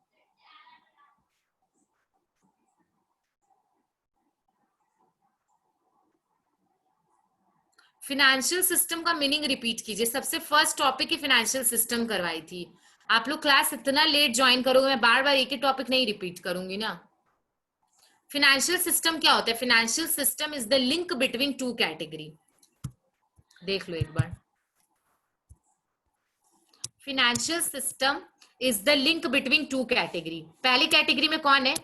बैंक है, इंश्योरेंस है, म्यूचुअल फंड है। और दूसरे लिंक में कौन है? मार्केट। मार्केट दो टाइप का हो सकता है, प्राइमरी और सेकेंडरी। और इसके डेफिनेशन में क्या लिखना है? ये लोग मिलके क्या करते हैं? तो ये लोग मिलके डील करते हैं, मतलब ये लोग सब 5-6 लोग deal in financial instrument. Instrument क्या हो सकता है? शेयर हो सकता है, स्टॉक हो सकता है। बैंक किस चीज में डील करता है? डिपॉजिट हो सकता है, लोन हो सकता है। और इस आंसर को और एक्सप्लेन करने के लिए क्या बोली थी लिखने? क्या बोली थी? Add the function of each institute. Each institute मतलब बैंक का 2 फंक्शन लिख दो। प्रांजल बोलेगी बैंक का 2 फंक्शन लिखने के लिए क्या लिखेगी? जल्दी प्रांजल। मैम बैंक का 2 फंक्शन लिखेंगे कि पीपल को ट्रस्ट है बैंक के ऊपर, and then it we can easily withdraw from the bank and it provide security of funds. Social security उसमें लिखना, इंश्योरेंस में। देखो देख लो, मैं बता देती हूँ। जब बैंक का 2 फंक्शन कभी भी लिखो ना, याद रखो बैंक 2 फंक्शन इंपॉर्टेंट करता है, सेविंग एंड लेंडिंग। जिसके पास ज्यादा पैसा उनसे पैसा लेता है, जिसको पैसे की जरूरत है उनको पैसा देता है। ये 2 इतना बेसिक फंक्शन है, हर आंसर में, मतलब जब भी बैंक के बारे में पूछे लिख सकते हो। और बैंक के बारे में अगर याद रखना है, फॉरेन ट्रेड में हेल्प करते हैं, है ना। कोई नया एंटरप्रेन्योर है, उसको पैसा देगा, मतलब फाइनेंशियल असिस्टेंस देता है। ये सब आप लिख सकते हो डेफिनेशन में। किसी को टेक्नोलॉजी चाहिए, एक सेकेंड प्रांजल, किसी को नई टेक्नोलॉजी चाहिए, नई मशीनरी चाहिए, टेक्निकल असिस्टेंस भी बैंक देता है। ठीक है, अब अगर मैं बोलूं इंश्योरेंस का लिखना है फंक्शन, क्या लिखोगे? इंश्योरेंस क्या देता है? Social security. जीवन के साथ भी जीवन के बाद भी वाला पॉइंट, कि जब तक आप हो तब तक भी आपको क्या दे रहा है? फाइनेंशियल हेल्प दे रहा है। और हम लोगों के जाने के बाद भी क्या देगा? फाइनेंशियल हेल्प देगा। किसको? मेरी फैमिली को। तो ये हो गया सोशल सिक्योरिटी। अच्छा, स्टॉक एक्सचेंज का लिखोगे फंक्शन, क्या लिखोगे? पब्लिक का बहुत कॉन्फिडेंस है स्टॉक एक्सचेंज में। क्यों? क्योंकि स्टॉक एक्सचेंज कैसे काम करते हैं? Strict rules and regulation. कितना इजी है सोचो। जो क्वेश्चन नंबर 2 है ना, जो क्वेश्चन नंबर 2 है, इंपॉर्टेंस और सिग्निफिकेंस ऑफ फाइनेंशियल सिस्टम, उसी के बारे में थोड़ा सा आप क्वेश्चन नंबर 1 में भी लिख सकते हो। क्वेश्चन नंबर 1 में जो लिखते हो क्वेश्चन नंबर 2 में भी लिख सकते हो। इतना इंटरलिंक्ड है आईएफएस। आईएफएस में जो सबसे ज्यादा इंपॉर्टेंट है मैं बताती हूँ, थोड़ा ट्रिक्स ध्यान में रखो। जैसे कि जब मैं कोई शॉर्टकट बता रही हूँ, बहुत सारा न्यूमोनिक्स बताऊंगी मैं, ठीक है, और ऐसा न्यूमोनिक्स जो याद रहेगा, मतलब ऐसा कुछ नहीं कि कुछ भी, मतलब वर्ड जैसे कि CM5 याद रहेगा। जैसे बताऊंगी पीएनआर नंबर, पीएनआर तो सबको पता होता है, पीएनआर से भी एक शॉर्टकट निकलेगा दूसरे चैप्टर में। फिर जो सीए इंस्टीट्यूट होता है उसके नाम पे मैंने एक शॉर्टकट बनाया है, ICAI, उसका शॉर्टकट है, ठीक है, इस तरीके का शॉर्टकट रहेगा। तो एक तो शॉर्टकट ध्यान रखो, क्योंकि देखो आईएफएस का सब जो सिलेबस है लेंदी है ना, याद रखने के लिए पूरा याद कैसे रखोगे? सुबह बैठ के 4 बजे से 10 बजे तक रटोगे? पॉसिबल ही नहीं है। और ऐसी पढ़ाई करने के लिए मैं कभी भी नहीं बोलती हूँ, है ना, स्मार्ट स्टडी करना है हम लोगों को, चाहे वो कोई भी सब्जेक्ट हो, आईएफएस हो, कंपनी लॉ हो, ऑडिट हो, एनी थियोरी सब्जेक्ट कैसे होना चाहिए, ट्रिक से, टेक्निक से। ये एक टेक्निक है। मैं हमेशा तुम लोग को बताऊंगी, चाहे तुम लोग कितने भी बोर हो जाओगे, कि इस चैप्टर का इस चैप्टर से लिंक है। जैसे अभी बोली ना कि क्वेश्चन नंबर 2 को क्वेश्चन नंबर 1 में भी लिख सकते हो, ये मैं हमेशा शेयर करूंगी। तुम लोगों का अब समय वो है कि कितना तुम लोग इस चीज को ले पा रहे हो। इंटरेस्ट नहीं रखोगे क्लास में तो भूल जाओगे, और याद रहेगा कि हाँ मैम ने बोला था ये दोनों पॉइंट में कॉमन है, तो आंसर एकदम फुल फ्लेजेड लिख पाओगे। सिर्फ आईएफएस पढ़ने का यही तरीका है। आईएफएस में कोई रट्टा नहीं मारना है। मैं जो पढ़ाती हूँ घर पे अगर सिर्फ ओनली 20 मिनट्स भी दोगे ना, जैसे आज जो पढ़ाई, घर पे जाके 20 मिनट्स पढ़ना है। कितना मिनट? सिर्फ 20 मिनट्स। और नेक्स्ट क्लास में हर क्लास में रिविजन करवाती हूँ, ये मेरे क्लास का पैटर्न है। मैं कभी भी सिर्फ नया टॉपिक नहीं करवाऊंगी, जो लास्ट डे हुआ है उसको रिवाइज करवाऊंगी, कभी भी नहीं भूलोगे। एग्जाम तक एक एक पॉइंट दिमाग में रहेगा। और सबसे इंपॉर्टेंट क्या है? पॉइंट याद रहना। अंदर का तो फिर भी हम लोग अपने नॉलेज के लेवल पे लिख सकते हैं, है ना, और नॉलेज आप लोगों को मिलेगा, जब क्लास में सुनोगे तो दिमाग में आ ही जाएगा बहुत सारा पॉइंट, है ना। तो आईएफएस को इस तरीके से डील करना है। आईएफएस वैसे भी बहुत मार्क्स आता है अगर आप अच्छा लिखो, और बहुत खराब मार्क्स आते हैं अगर अच्छा नहीं लिखो। अभी जो लास्ट टर्म में लास्ट जो बैच था, आईएफएस का मार्क्स बहुत खराब आया, है ना। रेगुलर क्लास नहीं करते थे लोग, आप रेगुलर क्लास करो तो आपको समझ में आएगा आईएफएस कितना इंटरेस्टिंग और कितना स्कोरिंग है। आपको लगेगा बीकॉम का एक सब्जेक्ट ऐसा है जिसके लिए मेरे को टेंशन नहीं लेना है, लेकिन क्लास करना पड़ेगा। लेट आओगे, मैं पहले का टॉपिक करवा दूंगी, आज मैं रिवीजन करवा दी ना, मतलब आज मैं वापस से एक एक पॉइंट को 3-3 बार बताई हूँ, मैं हमेशा नहीं बताने वाली हूँ, ऐसे तो सिलेबस ही खत्म नहीं होगा। और जो लोग पहले आ रहे हैं उनकी क्या गलती कि वो लेट वाले लोग की वजह से सफर करेंगे। तो मैं कभी भी इतनी बार नहीं बोलूंगी एक ही पॉइंट को। मैं आज बोल दी क्योंकि आज आप लोग अभी 2 ही क्लास किए हो मेरा, तो आप लोगों को मेरे क्लास का उतना रूल्स रेगुलेशन नहीं समझ में आया, बट अब इस चीज को दिमाग में रखो। लेट आओगे आपका वो पॉइंट स्किप हो जाएगा, आपको हो सकता है पूरा चैप्टर समझ में नहीं आए, दैट्स नॉट माय रिस्पॉन्सिबिलिटी, है ना। ठीक है, चैप्टर 1 खत्म हो गया। चैप्टर 1 में किसी को कोई डाउट है कि मैम ये कॉन्सेप्ट समझ में नहीं आया, कुछ भी ऐसा? नो। प्रांजल? Yes, ma'am. कोई डाउट नहीं है। सना को भी कोई डाउट नहीं है? ठीक है। और ना जूम पे there are many facility, please उसको यूज करो, जैसे कि प्राइवेट चैट या फिर नॉर्मल चैट में मेरे को रिप्लाई करो कि मैम डाउट नहीं है। अगर कुछ बात समझ में आए, जैसे मैं कोई क्वेश्चन बोली, मैं पूछी आप लोग को समझ में आया, आप लोग ये वाला रिएक्शन दे सकते हो, है ना, कि यस मैम समझ में आ गया।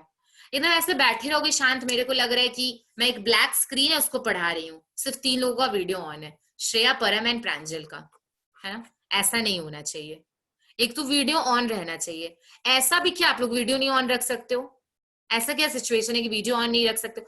ठीक है, किसी का नेटवर्क इशू है, किसी के घर में किसी पर्टिकुलर दिन पे कोई इशू है, तब मत वीडियो ऑन रखो। आप लोग बोलो ना, अगर मैं ऐसे पढ़ाऊं आप लोग को अच्छा लगेगा क्या? नेक्स्ट क्लास से डीपी भी हटा दूंगी, नहीं अच्छा लगेगा ना। लगेगा क्या मैम किसको पढ़ा रही है, कौन पढ़ा रहा है ना। आप लोग को भी तभी मजा आता है जब मैं आप लोगों को ऐसे पढ़ाती हूँ, है ना, इंटरेक्ट करती हूँ, है ना। और देखो हर सब्जेक्ट का ना अपना एक फ्लेवर है, एक तरीका है। मैं आईएफएस बिल्कुल, देखो मैं चाहूँ तो वैसे भी आईएफएस पढ़ा सकती हूँ। कितना चैप्टर है? 5। अगर मैं चाहूँ ना 15 क्लास में पूरा आईएफएस खत्म कर सकती हूँ, 15 क्लास में, उससे भी कम। लेकिन वो मैं कैसे पढ़ाऊंगी, इतना पूछूंगी नहीं, इतना एक्सप्लेन ही नहीं करूंगी, इतना लिंक विंक बताऊंगी नहीं, पढ़ाते जाऊंगी जैसे जैसे थ्योरी पढ़ाते हैं ना और लोग, वैसे पढ़ाऊंगी बस। फिर समझ लेना आप लोगों को ही सफर करना पड़ेगा, एग्जाम में कुछ याद नहीं रहेगा, बस सिलेबस खत्म हो जाएगा। ऐसे नहीं पढ़ना है ना, ऐसे पढ़ना है कि आइडिया रहे, नॉलेज रहे। तो नेक्स्ट क्लास से 2-3 चीज ध्यान रखना है, लेट नहीं करना है, वीडियो ऑन रखना है। आज जैसे दीक्षा को कोई इश्यू था तो उसने मेरे को लिख दिया कि मैम आज मैं वीडियो नहीं ऑन कर पाऊंगी, ठीक है कोई प्रॉब्लम नहीं है, बट ये रोज रोज नहीं चलेगा ना। वीडियो ऑन रखो, है ना। जब मैं पूछ रही हूँ तुरंत अपने आप को अनम्यूट करो।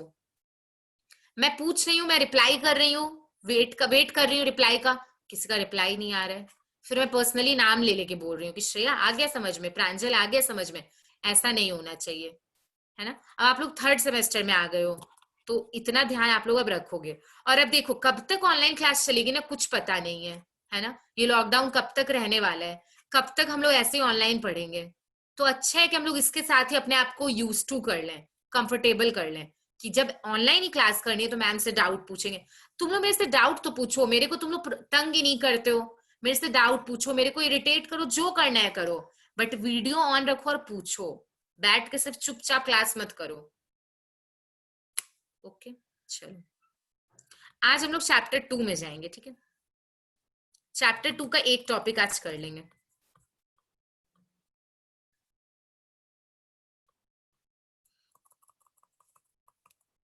देखो चैप्टर 2 को 2 पार्ट में डिवाइड किया गया, चैप्टर 2A एंड 2B, ठीक है। Chapter 2A is money market, chapter 2B is capital market.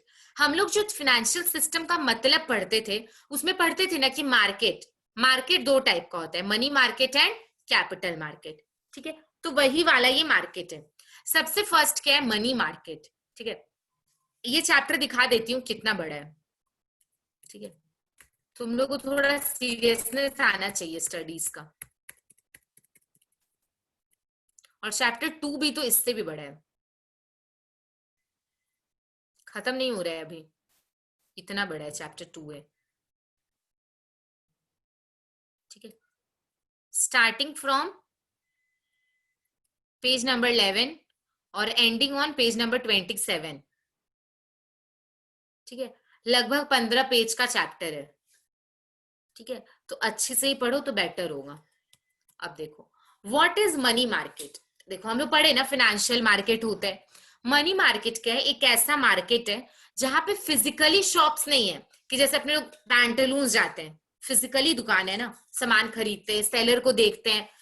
Money market ऐसा मार्केट है जो ऑनलाइन चलता है या फिर जिसका फिजिकली कोई मार्केट नहीं है ना। ऐसा नहीं है कि उसका आउटलेट है या फिर उसका अपना शॉप्स है, ऐसा नहीं है। आपको गवर्नमेंट का बॉन्ड खरीदना है, कोई मार्केट है क्या जहां पे गवर्नमेंट के पास खरीद बिक्री करोगे, नो, है ना। गवर्नमेंट डिपार्टमेंट से आप लोग बॉन्ड ले सकते हो या फिर ऑनलाइन ले सकते हो। तो जो मार्केट का हम लोग हमेशा मतलब पढ़ते हैं कि a place where there are many shops, there are many outlets, many hawkers, many stalls, ये कॉन्सेप्ट मनी मार्केट में नहीं होता है ना। मनी मार्केट क्या होता है, जो इलेक्ट्रॉनिकली या फिर ऑनलाइन चलता है, ठीक है। अब मनी मार्केट करता क्या है, मनी के साथ डील करता है, किसके साथ, मनी के साथ। तो मैम ऐसा होता है क्या कि मनी मार्केट में हम लोग पैसा खरीदते और पैसा बेचते हैं, नो, पैसे की ही तरह कुछ खरीदते और बेचते हैं। क्या बोली, पैसे की ही तरह कुछ खरीदते और बेचते हैं, जिसको हम लोग नियर मनी बोलते हैं। क्या बोलते हैं, नियर मनी। नियर मनी का मतलब जो पैसा नहीं है, पैसे के जैसा है, जिसको पैसे में तुरंत कन्वर्ट कर सकते हैं। जैसे कि मैं आपको एक बॉन्ड का पेपर दी, ठीक है, सृजा को 5 लाख रुपए का बॉन्ड का पेपर था, मैं सृजा को दी। सृजा क्या बोली कि मैम ये तो पेपर है, इसका क्या काम। मैं सृजा को बोली सृजा ये पेपर नहीं ये मनी है। बोली कैसे, मैं बोली ये नियर मनी है। नियर मनी का मतलब तुम आज अगर चाहो ना तो गवर्नमेंट के पास जाके बेच दो, तुमको तुरंत गवर्नमेंट पैसा दे देगी। तो नियर मनी मतलब which is easily convertible into money, है ना, या which is equivalent to money, लेकिन हाँ पैसा नहीं है, एग्जैक्ट पैसा नहीं है। तो उस टाइप की चीज के मार्केट को क्या बोलते हैं, मनी मार्केट। ऐसा बहुत सारा सिक्योरिटी है या फिर बहुत सारा पेपर है जो मनी मार्केट के अंदर आते हैं। जैसे नाम बोलती हूँ अभी सुनना, treasury bill, bond paper, commercial paper, commercial bill, ठीक है, कॉल मनी, रीपर्चेज अग्रीमेंट, ये सब क्या है, मनी मार्केट के अंदर होने वाले इंस्ट्रूमेंट हैं। इंस्ट्रूमेंट का मतलब पता है ना, सामान जिसके जिसके जिससे हम लोग ट्रेड करते हैं, है ना। तो ये क्या है, मनी मार्केट का कॉन्सेप्ट है। मनी मार्केट के बारे में एक दो पॉइंट है, आप लोग ऊपर लिखना, ठीक है। Money, meaning of money market में, एक सेकेंड।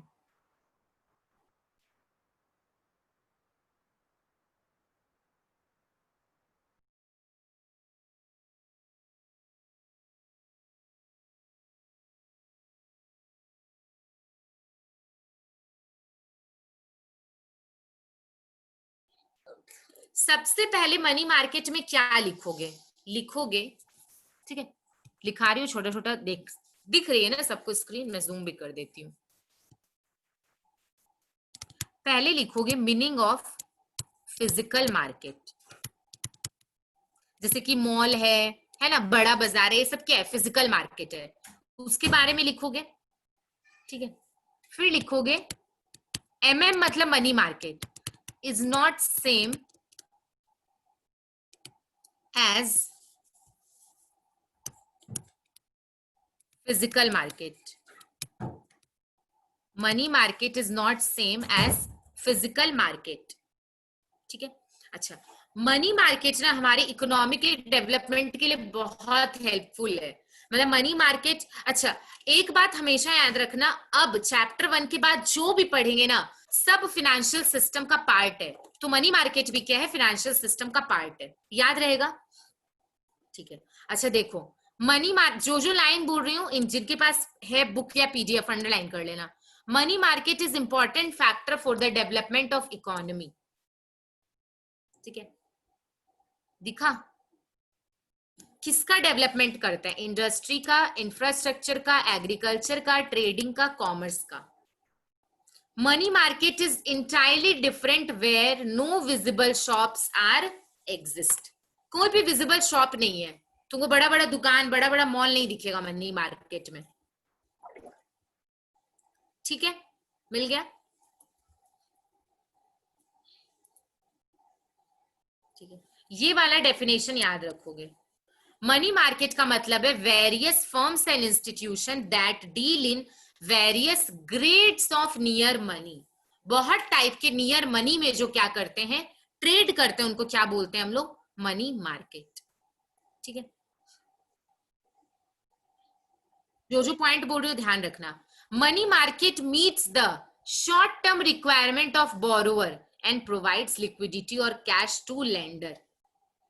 बेसिकली यहाँ पे शॉर्ट टर्म वाला कैश या मनी डील होता है। शॉर्ट टर्म मतलब जो 1 साल या 1 साल से कम का है, तो यहाँ पे जो भी सामान हम लोग ट्रेड करेंगे ना, उसका मैच्योरिटी पीरियड 1 साल के अंदर अंदर होगा, इसलिए लिख रहा है शॉर्ट टर्म, ये शॉर्ट टर्म में डील करता है। जिसका 1 साल से ज्यादा होगा वो कहाँ ट्रेड होगा, कैपिटल मार्केट में, चैप्टर 2B में, है ना।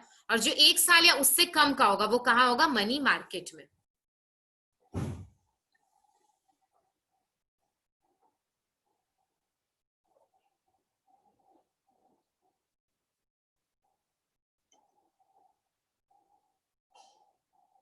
ठीक है, एक बार मैं वापस से बोल रही हूँ, ध्यान से सुनना। मैम, मनी मार्केट मार्केट की तरह नहीं होता है, मार्केट में शॉप है, मॉल है, हॉकर्स हैं, स्टॉल्स हैं, ऐसा नहीं होता है ना। मनी मार्केट क्या होता है, या तो इलेक्ट्रॉनिकली है या फिर ऑनलाइन है पूरा, यहाँ पे कोई ऐसा मॉल या फिजिकल शॉप नहीं होता है। मनी मार्केट का मतलब है कुछ फिनेंशियल इंस्टीट्यूशन है या फिर फर्म्स हैं जो बहुत सारे नियर मनी में क्या करते हैं, ट्रेड करते हैं। नियर मनी का मतलब बता दी, which is convertible into money, है ना। और ये मनी मार्केट किस में ट्रेड करता है, ऐसे सिक्योरिटी में या फिर ऐसे सामान में जिसका मैच्योरिटी पीरियड कितना है, 1 साल तक का। अगर 1 साल से ज्यादा होगा उसमें मनी मार्केट ट्रेड नहीं करेगा। तो अगर मान के चलो श्रेया है, श्रेया को भी पैसा चाहिए, लेकिन श्रेया मेरे को बोली कि मैम मेरे को पैसा चाहिए, लेकिन हम ना आपको 1 साल के अंदर अंदर वापस कर देंगे, तो मैं क्या बोलूंगी, श्रेया को कितने टाइम के लिए पैसा चाहिए, शॉर्ट टर्म के लिए, है ना। अब मेरे पास परम आता है, परम बोलता है मैम मेरे को पैसा चाहिए लेकिन 3-4 साल के लिए, मैं क्या बोलूंगी, परम का requirement is long term requirement. तो ये डिफरेंस है short term and long term requirement में, ठीक है। अब तुम लोग खुद सोचो, कितने लोग हैं हमारे इंडिया में जिनको शॉर्ट टर्म चाहिए होता है, बहुत लोगों को। जो छोटा मोटा बिजनेस खोलते हैं उनको शॉर्ट टर्म मनी चाहिए होता है, एग्रीकल्चर वाले लोग शॉर्ट टर्म के लिए पैसा चाहिए होता है, बड़ी बड़ी इंडस्ट्री शॉर्ट टर्म के लिए पैसा चाहिए होता है। तो मैं बोलूं कि मनी मार्केट बहुत ज्यादा इकोनॉमिक डेवलपमेंट में हेल्प करता है ना। अगर मनी मार्केट नहीं हो तो इकोनॉमी डेवलप ही नहीं कर पाएगा, है ना। Function of money market self कर लेना एकदम इजी है, कर लेना लेकिन छोड़ना मत। मैं टिक कर देती हूँ, उस पॉइंट में करना, पॉइंट 1 में करना, 2 करना, 3, 5, 6।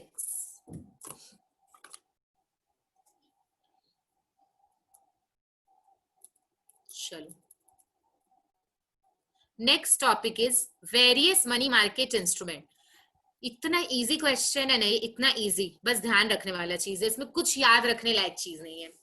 इंस्ट्रूमेंट मतलब ऐसा सामान जो मनी मार्केट में यूज होता है। जैसे मैं बोली कि तुम लोग पैंटलून्स जाते हो ना, वहां पे सिर्फ कपड़े मिलते हैं, तो आप क्या बोलोगे, मैम पैंटलून्स के लिए कपड़ा इंस्ट्रूमेंट है, सामान है। वैसे मनी मार्केट में भी कुछ सामान है जो ट्रेड होता है।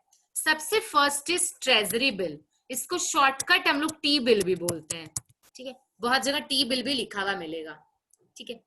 टी बिल का मैच्योरिटी पीरियड कितना होता है देख लो, less than 1 year. Next class ना, अभी तो मैं आप लोगों को ऐसे पढ़ा रही हूँ ये वाला पॉइंट, नेक्स्ट क्लास क्या करवाऊंगी, ऐसे चार्ट बनवाऊंगी, ठीक है। एक तरफ लिखा हुआ रहेगा टी बिल, फिर लिखा हुआ रहेगा कमर्शियल पेपर, फिर कॉल मनी, और सबका एक एक पॉइंट लिखवा दूंगी, उससे ज्यादा इजिली याद हो जाएगा। बट आज समझ लो, तो टी बिल का मैच्योरिटी पीरियड कितना होगा, 1 साल के अंदर अंदर। टी बिल इश्यू कौन करता है, मैं जो जो ब्रैकेट कर रही हूँ देख लो, कौन इश्यू करता है, ठीक है। अच्छा, मेरे को श्रीजा बोलेगी, श्रीजा टी बिल को रिजर्व बैंक इश्यू करता है, आरबीआई। आपको क्या लगता है ये रिस्की होता होगा या फिर रिस्की नहीं होता होगा? नहीं होता है ऐसा। क्यों? क्योंकि आरबीआई इसको इश्यू करता है ना। तो एक पॉइंट आप लोग ब्रैकेट के अंदर लिख लेना, not risky.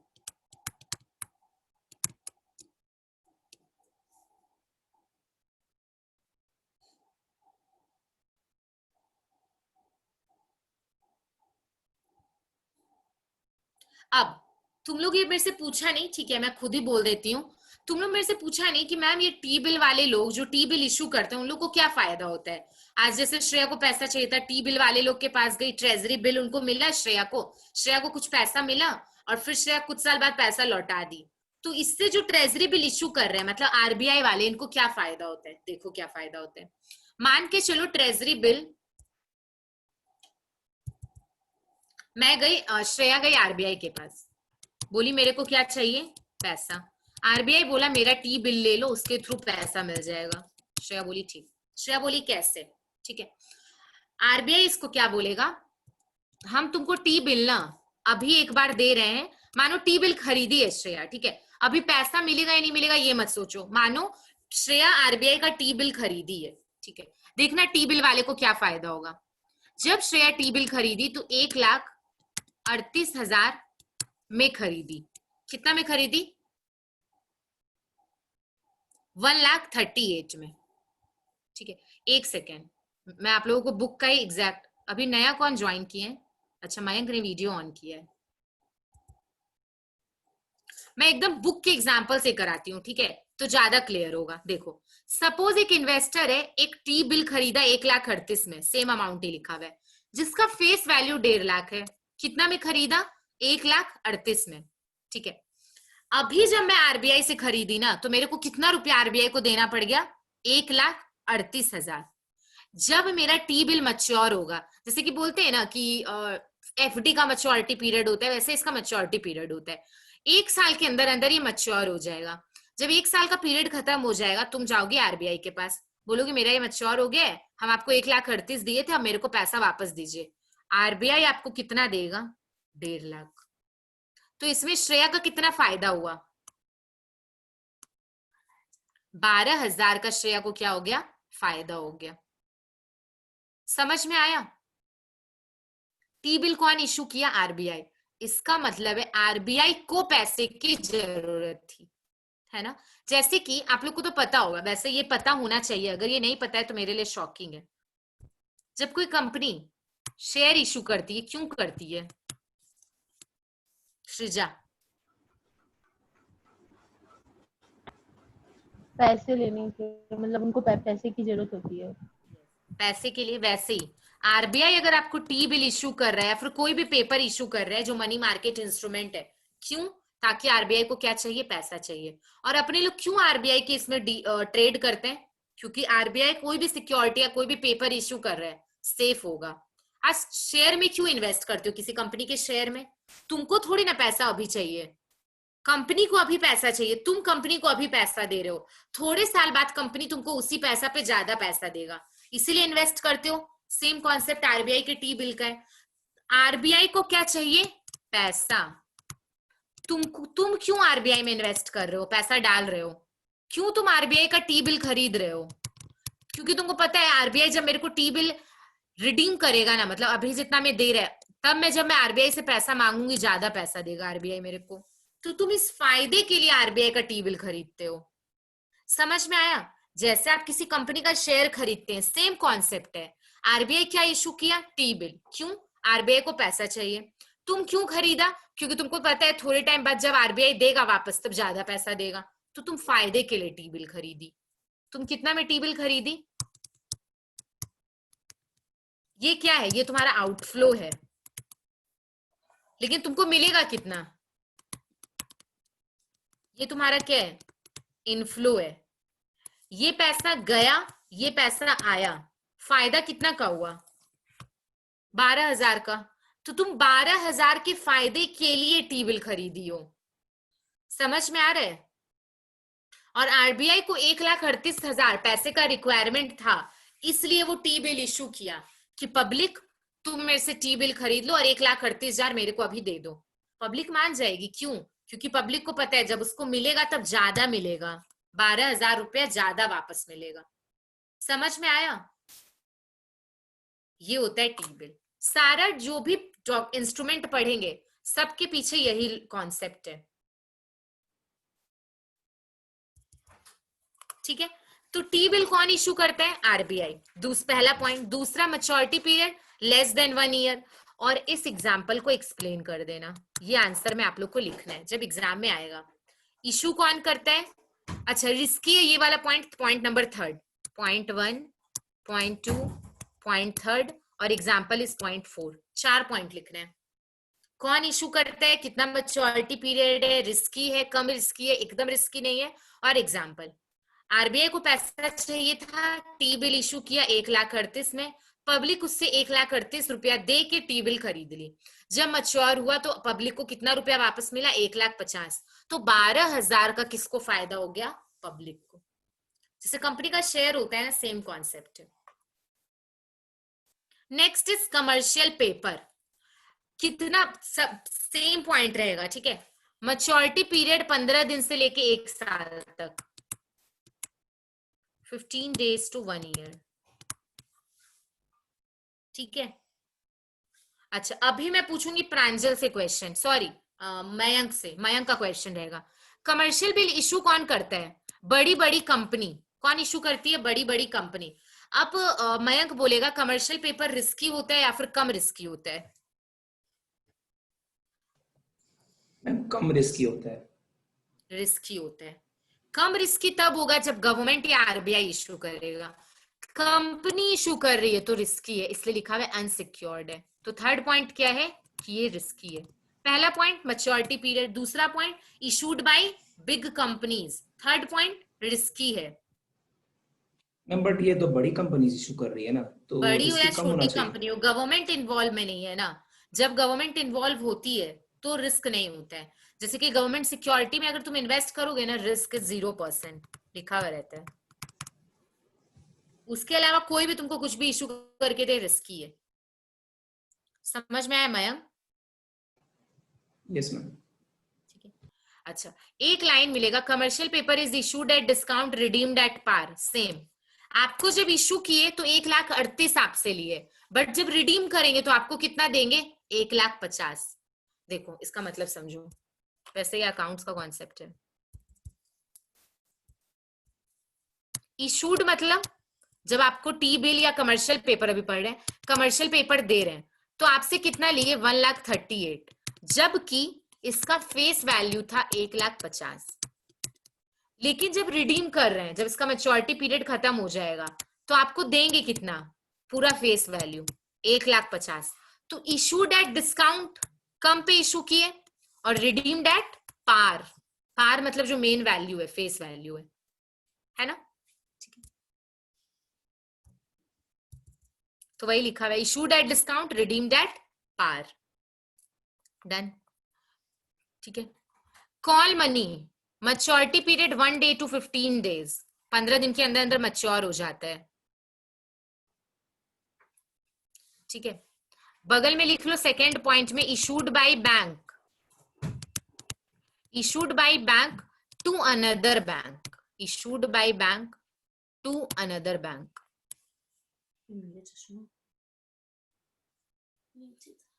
Issued by bank to another bank, तो रिस्क क्या होगा, कम होगा। तुम लोग देख रहे हो पैटर्न कितना, एक तरीका का याद रखने का, ये सब टेक्निक है याद रखने का। रिस्क विल बी लो, क्योंकि एक बैंक से दूसरे बैंक को इशू कर रहा है।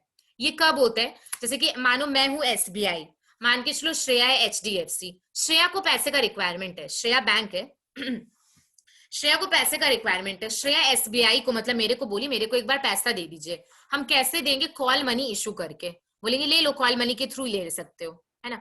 तो मैं श्रेया को दे रही हूँ, तो रिस्क नहीं होगा, क्योंकि हम लोग दोनों बैंक है ना, गवर्नमेंट का इन्वॉल्वमेंट होता है बैंक में, तो रिस्क नहीं होता है। तो कॉल मनी भी क्या है, मनी मार्केट है, पैसा में डील कर रहे हैं ना, नियर मनी में, तो क्या है, कॉल मनी मार्केट का इंस्ट्रूमेंट है। और मैच्योरिटी पीरियड कितना है, 1 से 15 दिन, 1 साल से तो कम ही है, तो मनी मार्केट होगा, क्योंकि शॉर्ट टर्म है, यही लिखा हुआ है। मैम तो ये जो कॉल मनी है डायरेक्टली पब्लिक के हेल्प के लिए नहीं है? नहीं, बैंक टू बैंक के लिए है, लिख लो अगर लिखना है तो, फॉर इंटर बैंक ट्रांजैक्शन। मैं कभी भी कॉल मनी में बोली क्या कि पब्लिक के लिए होगा तो ही होगा, नहीं ना, तो ऐसा जरूरी नहीं है। इसमें एक सीआरआर बोल के चीज है वो, लेकिन मैं अभी आप लोग को नहीं समझाऊंगी, कंफ्यूज हो जाओगे, उसके साथ भी इसको हम लोग एक बार और करेंगे। अभी इतना याद रखना जितना बताई हूं। क्या क्या याद रखोगे, maturity period, issued by, risk है कि नहीं। डन। किसी ने हैंड रेज किया, किसी का डाउट है क्या।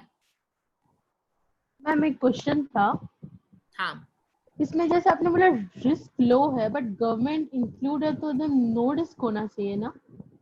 लो है, लो लो, हाँ रिस्क है लेकिन लो है, काफी लो रिस्क है। नो रिस्क मैं इसलिए नहीं लिखवाती हूँ, क्योंकि बैंक बहुत बार क्या होते हैं, एक बैंक दूसरे बैंक को अक्वायर कर लेते हैं, फिर बैंक बहुत बार बंद भी हो जाते हैं, इसलिए ऐसा नहीं है कि बिल्कुल रिस्क नहीं है। गवर्नमेंट इन्वॉल्व है, लेकिन डायरेक्ट गवर्नमेंट तो इशू नहीं कर रहे हैं ना, समझ में आ रहा है। डायरेक्ट जब गवर्नमेंट कर दे तब रिस्क नहीं होगा। ठीक है, जैसे मैं बताती हूँ एक चीज बहुत आप लोग को इंटरेस्टिंग, जब भी कोई गवर्नमेंट से सिक्योरिटी खरीदोगे ना, उसके रिस्क को डिनोट ऐसे करते हैं, आरएफ वर्ड से, 0% लिखा हुआ रहेगा। इसका मतलब यार समझ जाओगे इसमें रिस्क क्या है, 0% है। समझ में आया, ऐसे लिखा हुआ रहता है।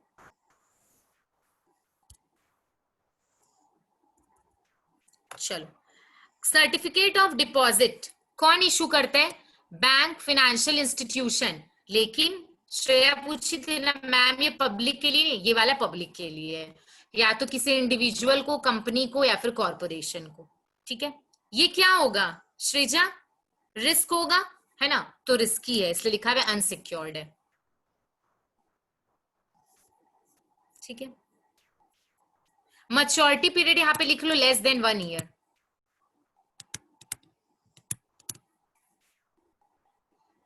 तुम लोग खुद सोचो ना, बैंक क्यों ये इशू करता होगा, इसको सीडी बोलते हैं शॉर्ट में, सीडीएस। जब बैंक को पैसे की जरूरत होती होगी, है ना, तभी तो पब्लिक को या कंपनी को इशू कर रहा है कि तुम लोग ले लो, पैसा दे दो अभी, और बाद में तुमको ज्यादा पैसा दे देंगे। तो देखो लिखा हुआ है, when they have high tight liquidity position, tight मतलब क्रंच, पैसा का क्रंच है, तब बैंक ये क्या करता है, इशू करता है।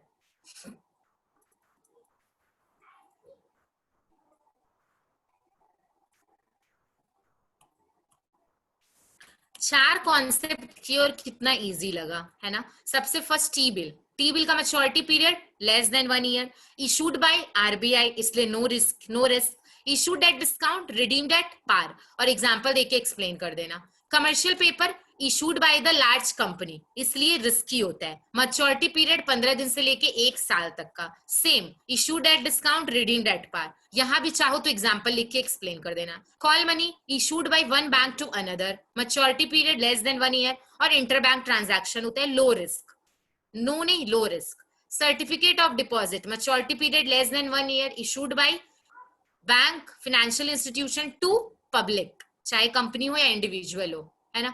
और क्या होगा, same issued at discount, redeemed at par. Risk होता है इसलिए अनसिक्योर्ड है। और बैंक ये कब इशू करता है, जब बैंक को क्रंच हो, टाइट लिक्विडिटी पोजीशन हो। पॉइंट नंबर 5 और पॉइंट नंबर 6 होमवर्क है।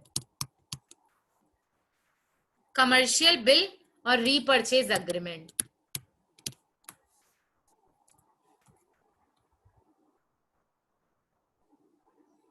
इस तरीके से पूरा हम लोग आईएफएस करने वाले हैं। क्लियर हो गया ना सबको कॉन्सेप्ट बिल्कुल। तो आज हम लोग यहीं तक रखते हैं। चैप्टर 1 खत्म हो चुका है। चैप्टर 1 का हम लोग 2 टॉपिक ऑलमोस्ट कर चुके हैं। सबसे पहले meaning of call money market, है ना, मनी मार्केट का क्या मतलब होता है, और इंस्ट्रूमेंट ऑफ मनी मार्केट। 6 में से 4 इंस्ट्रूमेंट भी कर चुके हैं। क्या क्या कर चुके हैं, certificate of deposit, call money, treasury bill, और क्या कर लिए, एक कमर्शियल पेपर। 2 आप लोगों को होमवर्क दी हूँ, कमर्शियल बिल और रीपर्चेज अग्रीमेंट। ये कर लोगे, नेक्स्ट डे हम लोग चैप्टर 2 आधा कर लेंगे, ठीक है, और उसके नेक्स्ट क्लास चैप्टर 2 खत्म। इसी स्पीड से आईएफएस चलने वाला है, ठीक है, ना बहुत स्लो ना बहुत फास्ट। बहुत स्लो चलेगा तो आप लोग सो जाओगे, है ना, और बहुत फास्ट चलेगा तो भी सो जाओगे, दोनों ही केस में सो जाओगे। तो इसलिए एकदम अपने लोग मीडियम स्पीड में करेंगे। पीडीएफ के लिए मैं सर को बोल देती हूँ, सर आप लोगों को पीडीएफ प्रोवाइड करवा देंगे, ठीक है। किसी को कोई भी डाउट है, नो, चल ठीक है, हम लोग नेक्स्ट क्लास मिलते हैं। नेक्स्ट क्लास के लिए आप लोगों को मैसेज आ जाएगा। Okay, thank you, have a good day. Thank you ma'am. Thank you ma'am. Thank you ma'am. Thank you, ma'am. Thank you everyone.